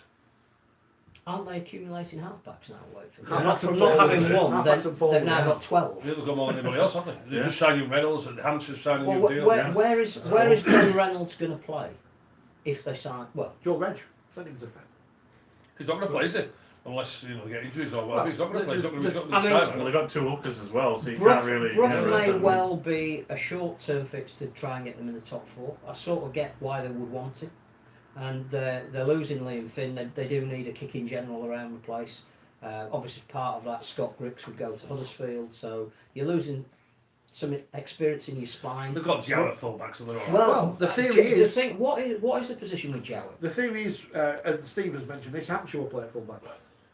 Also, Which Jarrett- again, And just, Jowett Well, ain't Jarrett might as well go then. with the well, greatest. he may as well. He ain't going to play on the wing, is he? Because And, they're No, all they've right got some for good- they've wingers. got some good Apparently, the wingers, next cab off the rank, Luke Cooley, is even better than Max Jowett, I'm told by people who've seen him. So I know he was on loan at Oldham last year, and he's in the. He'll be playing on Ireland Boxing squad. Day. In the signing Weatherby Whaler Challenge, yeah, looking forward to that one. Free fish and chips for everyone. Well, so the jury's out on Danny Brough. I'm happy to see him back. As I said on Twitter the other day, I'd rather see players who can win games than players who are triers, and I know that's a bad attitude to have, but it's not kids' sport. You know, I'd rather Well, I'll see tell you what players then. who win games. I'll sling this one in. And Phil's saying, well, Danny's been signed, and I guess that's what they're looking for getting that level in the top 4. Our great workmate here, Mark Wilson, he always says, Danny Brough doesn't turn up for the big games. So will he get him into the top 4? We'll find out, won't we? Eh? Will he get him into the top 4? The excitement is, and I've forgotten the name of our listener who I've had a bet with now, because obviously last week I said Casa big game bottlers. Which, You said You get much to Wakefield. go with that, Rich? You said Wakefield. I said will Wakefield will above finish Cass. above Cass, and he's now betting me the fact that if Castleford do finish below Wakefield, or Wakefield, no, if Cass finish above Wakefield, I've got to wear their shirts to a big game, which I'm not allowed to because you're not allowed to wear them in the press box, but I'll wear it outside. Which I don't have any problem with. Who's this bet with? One of our listeners whose name I've forgotten. The Cass shirt's on. The new Cass shirt, it's orange and black, which is called Controversy. It's not amber. It looks quite smart. Although we have to ask the question. We do have to ask the we do question. have to- We did ask this question on Saturday. We Right, have to ask now, the question. Here's the thing, right? They've brought out they're bringing out 3 kits because you don't need 3 kits, but you're bringing out 3. Who are? Castleford. They think the Leeds now, They've launched 3 kits. but they haven't launched the away kit yet. But they have launched the home kit and the 3rd kit. The 3rd kit commemorates the end of the Great Wall, the First World It's War. got poppies The book, on it. where's that book? And it's the First World War. I didn't do history at school. Well, I didn't until GCSEs. 1914 to 1918. Remember that? This is 2018. Next year is 2019. The next Rugby League series. On the shirt it says 1914 to 1918. I'm not buying this argument that the war finished in November, so it's still 100 years. We're not buying this at all. You should have had it this year. I know people. Better late than never. I don't want to go. I don't want to say people are jumping on the bandwagon of making shirts with poppies on, but people are jumping on the bandwagon of making shirts with poppies on, and they're never going to play in November and wear it. You can do lots of different things to show respect without turning it into a competition. Oh, look at our shirt. We care more about the veterans than you do. Should we not have had one round this year? Yes. That was the military round, and everybody wore their commemorative shirt. Absolutely. For the First World War. But again, retro round. Let's have a retro round. But also, but again, from a sport point of view, wear what you wore in 1918. From a sporting point of view, isn't that great promoting and marketing if we do that? Well, It's apparently, great news. I'm told by someone who knows more about history than I, that the Treaty of Versailles was signed in June of 1919. So why doesn't he say 1919 on the bloody shirt? Yeah. Not that it's a bad. You know, I feel I have to say these things because no one else comes out and says them, and that's independent non-cheerleaders in rugby league. It seems odd. It does seem. I know why they're doing it, and I don't have a problem with charity kits or kits for this and that and the other, but at least be less transparent about these things. Have a military kit, but don't hinge it around the First World Don't War. put the dates on the front. If it's the year before. I mean, there might have been a delay in the message getting through that We the could war. commemorate the start of the Second World War, 1939. We don't. Come on, by your start of the war kit. Neville Chamberlain. It's in kit? black I and don't white. know, maybe not. A silhouette of Neville Chamberlain waving a bit of paper getting off a plane. Everybody in khaki. Oh dear. In those great games in the war when they used to, Emergency League. yeah, Guest players. Rugby Union against Rugby League. England have got a nice poppy kit, but as we said, you can't buy it until the 5th of November, so by the time it might arrive, you might not get it in time for the game. It does look very smart, and it's very clever. It From looks a good, distance, yeah. you can't tell, but when you get up close, you can see the poppies. Yes. But there you go. Hull KR have got one as well. So if you haven't got a kit about the war, you don't care about the veterans, you evil people. Elsewhere, the Hall of Fame. Three Yes. people are going in. It's been announced. I thought this was like a secret until the day. Because when Masonic. It should have been Masonic, shouldn't it? when you went into the Hall of Fame, did you know beforehand? Well, I know you knew beforehand, but you didn't. No, tell no, one, did no, you? no, you couldn't tell anybody. No. No, no, It's like getting a thing from the Queen. And No. when you were in the Leeds Hall of Fame, you didn't know.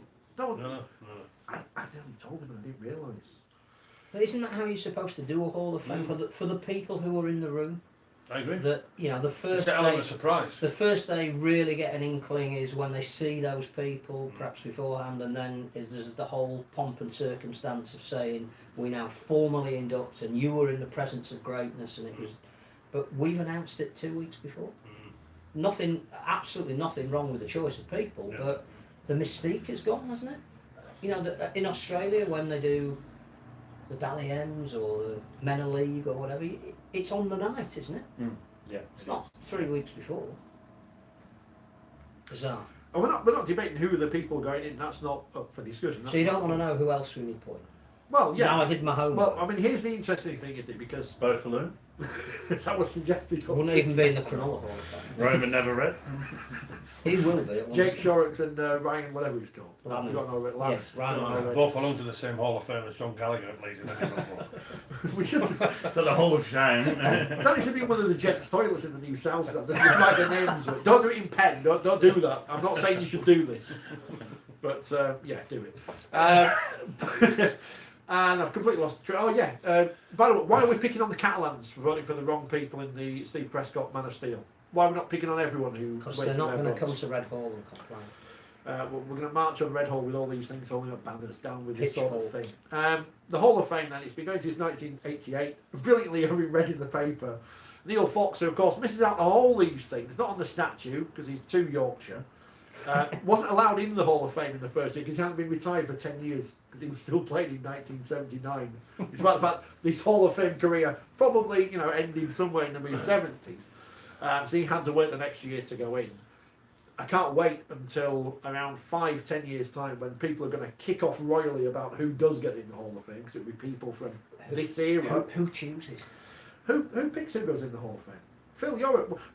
we don't even know about this thing. This is again going back to marketing and advertising things in rugby league. Who knows the Hall of Fame's going on apart from there's no press release coming out. I don't get any press release. Well, I think that's the least why. connected man in rugby league. Is that why they've announced the 3 names in the hope that it will generate some publicity about it and people will buy tickets and go to the dinner to see those inducted that they already know are going to be inducted? Along with the golden boot and the golden cap. As if you can't have one of them. No, I thought you were going to mention that. What's the golden cap? Oh, here we listeners. When you've viewers. made 50 appearances for Great Britain stroking. Well, no one's done that. How many have you made, Scully? 49. Don't get upset right now. Who's got 50 caps? Adrian Morley's easy, only one Morley. I think we might find a winger called Sullivan. Mick Sullivan. I think Mick was 49 as well, same as me. Apparently it's 50. I'm sure they're the same as me, 3 England and 3. Another one I missed out on. Another one. Don't start him off. Another golden cap. Another. That's A box of Jesus. I mean, Are you kidding me? They gave me the golden cap. Sure, I played in the friendly. Then you get a golden slap. That game when they played the rest of the world, when the. Yeah, does that count? No. Well, Why not? Well, that gets me 50. Well, there you go. That gets me 50. Well, quick, get on to them because I need to make a new one. Hello. Well, they've only got 2 of them made. Honestly, Phil, is he a golden cap? Are you supposed to say that? Is that supposed to be public knowledge? Yeah, it's in the press release. Oh, is it? Well, I don't get the press releases, so I don't. But we're talking about the 3 Hall of Famers, fully deserved. I congratulated Johnny on Saturday, absolutely delighted. I guess a lot of people may have said he should have been here before. Derek Turner, one with a show, Malcolm Reilly, he's absolutely buzzing because I think Malcolm maybe saying a few words on behalf of Derek. I think he modelled his game a bit on Derek. He loved playing for Derek Turner because Derek Turner just said to him, Malcolm, if you don't go out there and chin him, I'm going to chin you when you come back in the dressing room. So Malcolm said, don't worry about that, don't worry about that, Derek. If you're giving me that licence, I know exactly what to do, Derek. And then obviously Andy Gregory, fully deserved. The best come out we've produced is Alex Murphy, so I think the 3 of them absolutely fully deserve where they should be, and that's at the top of the tree with the other 25 members who were part of the Hall of Fame. Derek Turner knocked out Richard Harris in the filming of this Sporting Life as well. Did he mean to do that, or was it just a missed tackle? Well, I just don't think he knew any other way. I think That was tackling in those days. I never saw him play, Phil. He said, "Go and make it look authentic." Yeah. Oh, Did you see him play, Phil? no, the first time I came across him would have been as a coach. Right. When he moved from Castleford to Leeds. Right. Which created real consternation because he built the 1969 Championship final, which goes down as one of the most brutal ever. Yeah. Derek Turner was in charge of Cass, and after that game, they made him the coach of Leeds, who'd been, this entertainers. Yeah. So it didn't go down. I think he only won about 4 trophies at least, but that wasn't enough because they didn't play. He got the sack because they didn't like his style of play. Yeah. There you go. Yeah. But fully deserved to win the Hall of Fame, which is you're coming along as my guest, Mr. Kaplan. Don't leave when they mention golden caps. I don't want to be sitting on my own. I'm going to see who's come up with this idea. Honestly.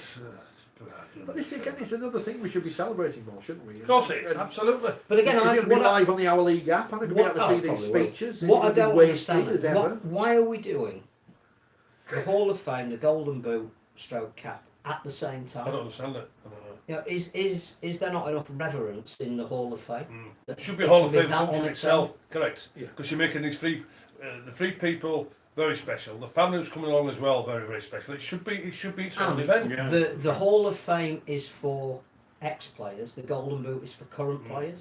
So there's 2 events there, aren't there? Really. Who's your Golden Boot with? Jason Tamala. Mine's. I think he has completely revolutionised international football. It's done over a year period.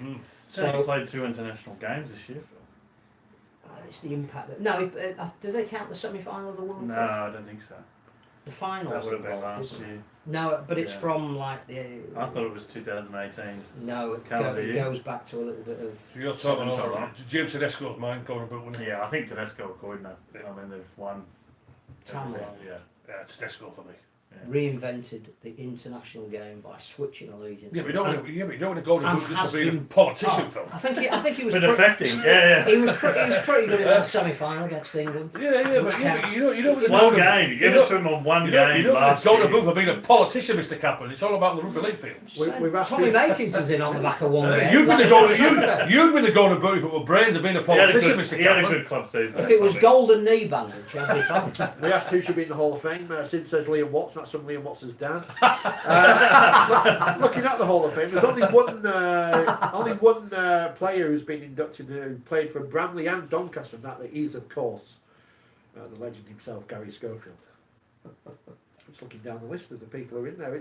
Who's missing who should be in there from the past? I know we've spoken about I've this. done my homework. You've obviously got involved in the Leeds Hall of Fame. You can't induct everyone at once. You can't. Otherwise it becomes a mess and you run out of people to induct in the future. Oh no, this is going on for years. Well, There's exactly. 126. So how many people are in so far? 8. And one of them's him. One of them's him. So he's there. Who is missing from the British Rugby League Hall of Fame? Joe Thompson, first forward to tour 3 times. Jim Brough, great player and coach of the 1958 Tourists, so I think I've still got the best record. Joe Egan from Wigan, aren't enough hookers in the Hall of Fame. Need more hookers.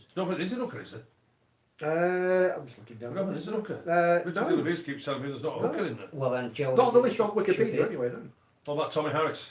Was he? I'd have Egan in first, but Right. Ben Grono from the Great Huddersfield team, and somebody called John Willie Hickson should be in the Great Hall of Fame. name. He is the only player that played in the Honslet team that won all 4 cups, and then moved to Huddersfield and became part of the team of all talents who won all 4 cups. Get him in. John Willie Hickson. That's on record. So you can always rely on Phil because he knows about history and stuff. He looks it up, to be fair. I mean, I don't know. But in fact, the problem is with those 4 names, so you probably don't resonate with the young people. I mean, I can't say. But isn't that what the Hall of Fame That's what it is? should be, yeah, because it's Yeah. on the whole of There very has good. to be I mean, I think it's fantastic, the 3 guys that are going in, but we're going from the 1950s to the 1980s. A Hall of Fame has to also have the shoulders on which this is built. Yeah, I'll find that any day of the week. Yeah. So, you might not know who John Willie Hickson is, but it's from Honslet and you're from South Yeah, Leeds. So yeah. suddenly you go, 100 years after he did his stuff, I did mine. So it all makes sense to me. Plenty of loose forwards in there because we don't have. There'll be none going in the future after Sean and Lockham because that's it. There's no more loose forwards. Plenty of wingers, centre standoffs. Yeah. Second rowers. There's Not one, many two, props, no props. And we were discussing this, and people have mentioned many prop forwards' names of the past. No prop forwards in there, Scully. Yeah, Foxy played a bit of prop, didn't he? When he Well, finished? yeah. I don't know if Everywhere. I was there, but anyway. But there's no players who we could say. Hey, listen, prop forwards, they're only donkeys anyway. Just when they are guys, aren't they? Joe They Thompson. don't- Joe Thompson. They only do the donkey work. Made for three boy. tours, Hey. 24, Unless 28, you're a Lee 32. Crooks, you're a bit different. Lee Crooks. Would he be in your Hall of Fame, Crooksy? Should he be in there? alongside Kevin you? Ward. I was going to say Kevin Ward. Yeah, Wardy. He's a Manly legend. connection. Grand final winner. Yeah. Churchill. I think he won the Churchill medal. See, these have to be people who Scully thinks are on his level because he is in there. Dougie Lawton.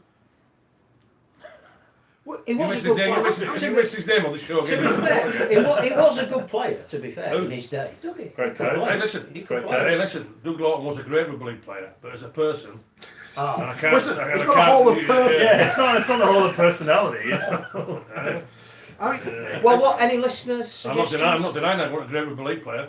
well, apart from Liam Watts, Apart from Liam Watts from his dad. we did have plenty yesterday. Well, I'm going to have to go by and find. I did want to. Steve says Dave Topless should be in there. But also, Keith I think Fielding, David Watkins. it's mainly on the ground as well. Your international career, Yeah, top of it has to it. be. I think we maybe look at wing. John Atkinson, maybe Sid Hines. I know I'm not going away from the forwards here, but It's people who aren't in there who should be in there in the future. It's not. but top of it, well, like look at Steve Norton. Look at Knocker Norton. Mike But Stevens. but international rugby league. Mike Stevenson won a World Cup. In Yeah. fact, Well, scored the try. How many times did he play for Great Britain? Few. I'll ask. Is Clive Sullivan in it? Yeah. It's Clive. In it, I'll yeah, ask yeah, a question I was going to ask, but in a different way.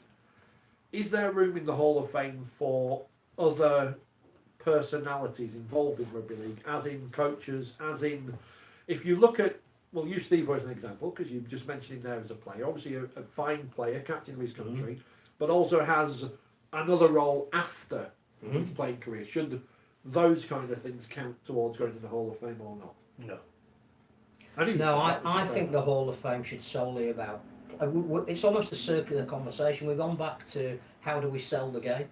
It's got to be through what's on Players, the field. it's the players. What's on the field. I think that more goes to an MBE or a And I OB think or a knighthood. The services RFL to have the a, sport, something don't called they? a roll of honour, Yeah. which there's a board when you go in Red Hall with a name on which nobody knows about. But people should be. I think there's a roll of honour for services to the game, and the Hall of Fame should only be players, and it should be limited. I agree. There's no harm in reissuing the criteria. There's no harm in saying who is on the board to decide who goes in. Because there will be a point in the next 5-10 years where people go in who people will have seen their whole career, and there will be a lot of discussion about whether those people should be in the Hall of Fame or not, and it will be the likes of Kevin Sinfield or whatever, or Andy Farrell, and people will ask the question. There has what to about be their a international criteria. record? Yeah, there has to be.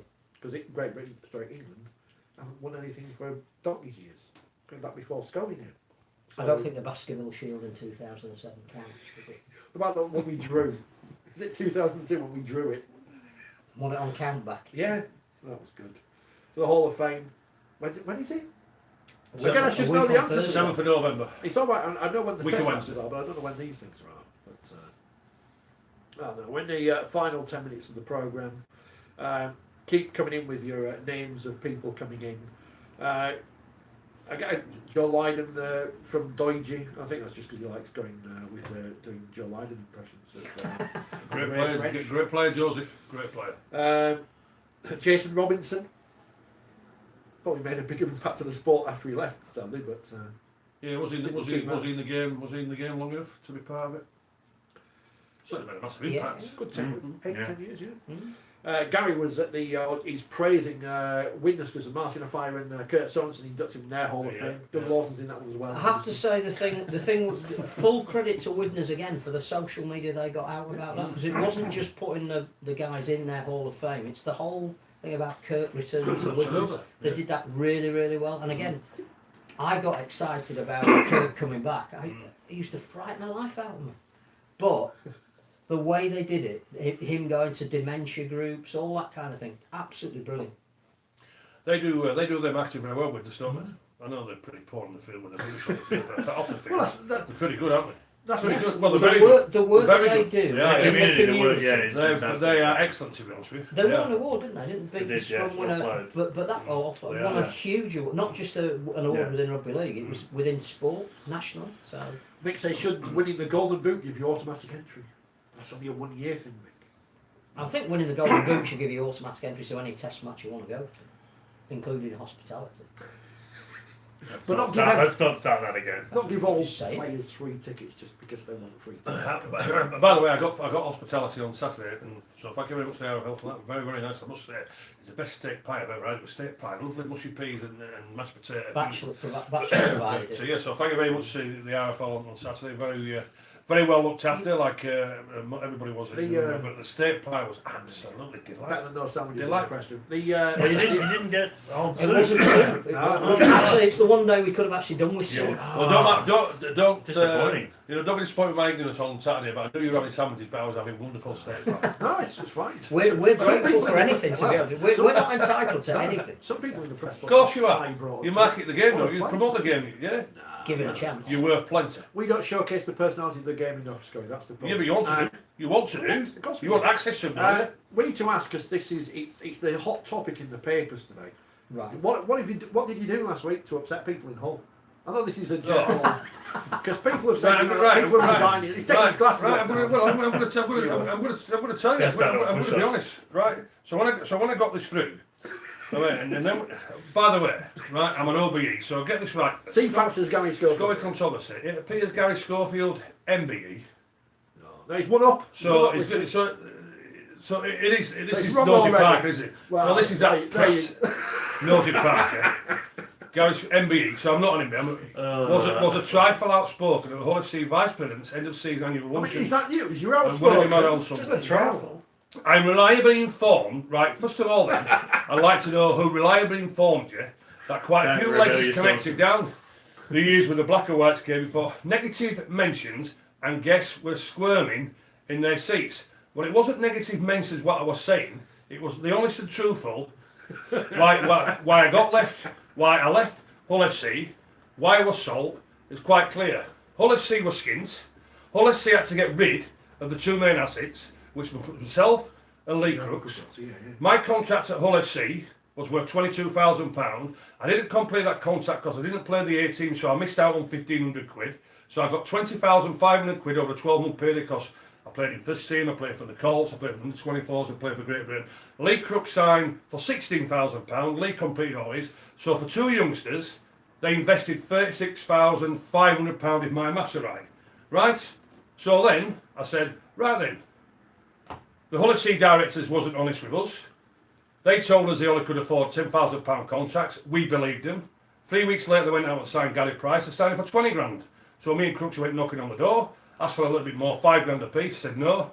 So, but we knew, Crooksy knew from a point of view that he was on his way out because they didn't want him anymore. And then also too, Hull had lost their ambition. Leeds came knocking on the door for me, and it was simple. And what I said was, the investment what Hull FC made in us for 36,500 quid, they sold the pair of us for £333,000, right? So their investment, what they paid out for us, as I said, 36,500. Their investment back on us, they got £296,000 back. And I'm not the Judas in this, because that money did not go to Hull FC. It went to Roy Wardby and his shopper check company. And I found that out from an ex-director at Hull, and also to the chairman at Leeds at the time. Unfortunately, he's not with us anymore, in Bernard Colby. And I was open and honest. And people wasn't squirming, because people wanted to know the truth. And I told them the truth last week at the VPs. And by the way, the chairman of the vice presidents hasn't resigned because of my open honesty. He has resigned because of the act what he booked, which was Bernard Cribbins. It's the worst. Bernie Clifton. Bernie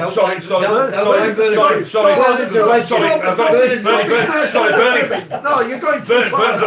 Bernie Clifton, who was excellent Helens winger. I've been to hundreds and hundreds of dinners, and everybody who was at that luncheon last Sunday were absolutely disgusted with his act. And by the way, me and Lee Crooks and Danny Washbrook, by the way, was on the question and answer, who was very, very good. Me and Lee Crooks did it for nothing. What we did it for, we did the puts up overnight in the same room, me and Crooks. I think over the afternoon, I think we had 6 pints on there. And the main, I'll tell you, and also as well, the people were disgusted because of the main act. That's why he's resigned, because everybody was absolutely disgusted the way it was. It was absolutely awful, and he got paid 750 quid. Right, he got paid. I'm only being honest here now, and this prat, right, Nosy Parker, who's saying I caused controversy. All I was open and honest. He hasn't resigned because of me. He's resigned because of the rubbish that was in that afternoon. Well, and I've spoken to one ex-player who was there, and I've asked him the opinion of what people said, what people thought about me, and the question answer. And he said, Scully, I've had no complaints whatsoever. So there you go. There's the open and honesty. There you go. Definitive answer. Have we labelled anyone there? I don't think so. Fingers crossed. I was going to, well, back in the old days when I was at Radio Yorkshire doing sport on Sunday, I was going to do a feature called "You Can't Label the Dead," but someone said I couldn't do that, sadly. So are you saying that Nosy Parker got something wrong? He's got it all wrong, as he normally does. That's not really news, though, is it? As he normally does. He started off by saying an MBE. I've got to tell you, because we're coming to the end of the show, we might have upset a proper rugby league legend who we're all scared of. Big Jim Mills has been on. All right. Don't laugh at Widnes. Their record in the game is better than most. We didn't laugh. We didn't laugh at them this season. No. We didn't laugh at them. So. No, we don't laugh at Widnes at all. We just said how great Widnes have been. Yeah. They are off the field. Absolutely. And the way they do the social media and the way they market and promote their club. And the way they bring young kids through. Absolutely. Yeah. So we won't do that, Jim. No way, mate. Unfortunately, you've just been very odd on the field this year. How about Jim Mills in the Hall of Fame, if there isn't a prop forward? Careful, he's watching. Go on, Jim.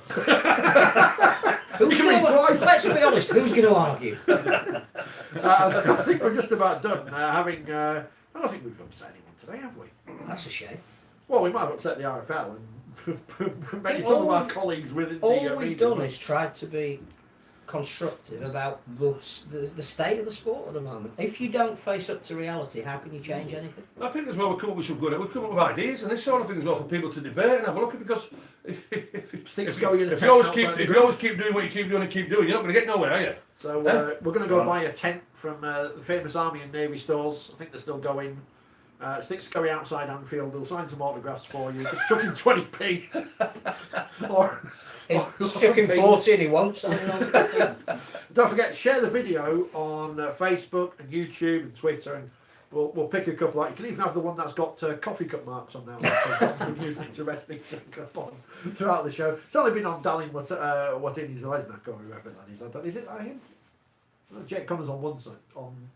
Who is that? That's Cody Cody. Nicarima. Cody Karima. Who we like because he's small. Well, you see, I didn't interview either of them last week, so I didn't know I think which one it you're was. taller than he is. There you go. I enjoyed interviewing him. And this is where this program gets good, because I've got to go over there and turn everything off because no one knows how to do it. So these three are going to sit here, and we'll be back next Monday. Everything will be back to normal. We'll be excited as 25,000 people have come to Anfield. Last time I was there was more people watching England North versus New Zealand All Blacks at Rugby Union, so there better be more than 25,000 people there. Although we can't guarantee a special guest appearance by Bruce Grobler, but probably that choir and someone doing the anthems. And can we get any famous Liverpool-based celebrities to turn up? Jimmy Tarbuck. Jimmy Tarbuck, he's free. He's a big Rugby League fan, Jimmy Tarbuck. Is he? Get Oh him. yeah. Oh! Because when we beat Aussies in '92, he sent me a telegraph after we won the Australian first thing. Hang on. He sent me a telegraph. You know the old telegraphs in them days? Yeah. Jimmy Tarbuck, big Rugby League fan. Jimmy Tarbuck. Get him Yeah. on social media this week. Yeah. Get him on Tell him the CFAX. Wentworth Golf Club to all get to You Anfield. use CFAX as well, John. 6 years ago, CFAX left us. Jimmy Because Tarbuck. I'm living in the 21st century, The- not the 18th. Big Rugby League fan, Jimmy Tarbuck. I Oh, can yeah. reassure you. Yes. This programme officially now titled this week, Jimmy Tarbuck sent me a telegram. Well, I'm going to turn everything on. Thank you for watching, everyone. Join us next week. We'll do the same again. To all our YouTube viewers, thank you very much. I'll press that X. You'll be going away.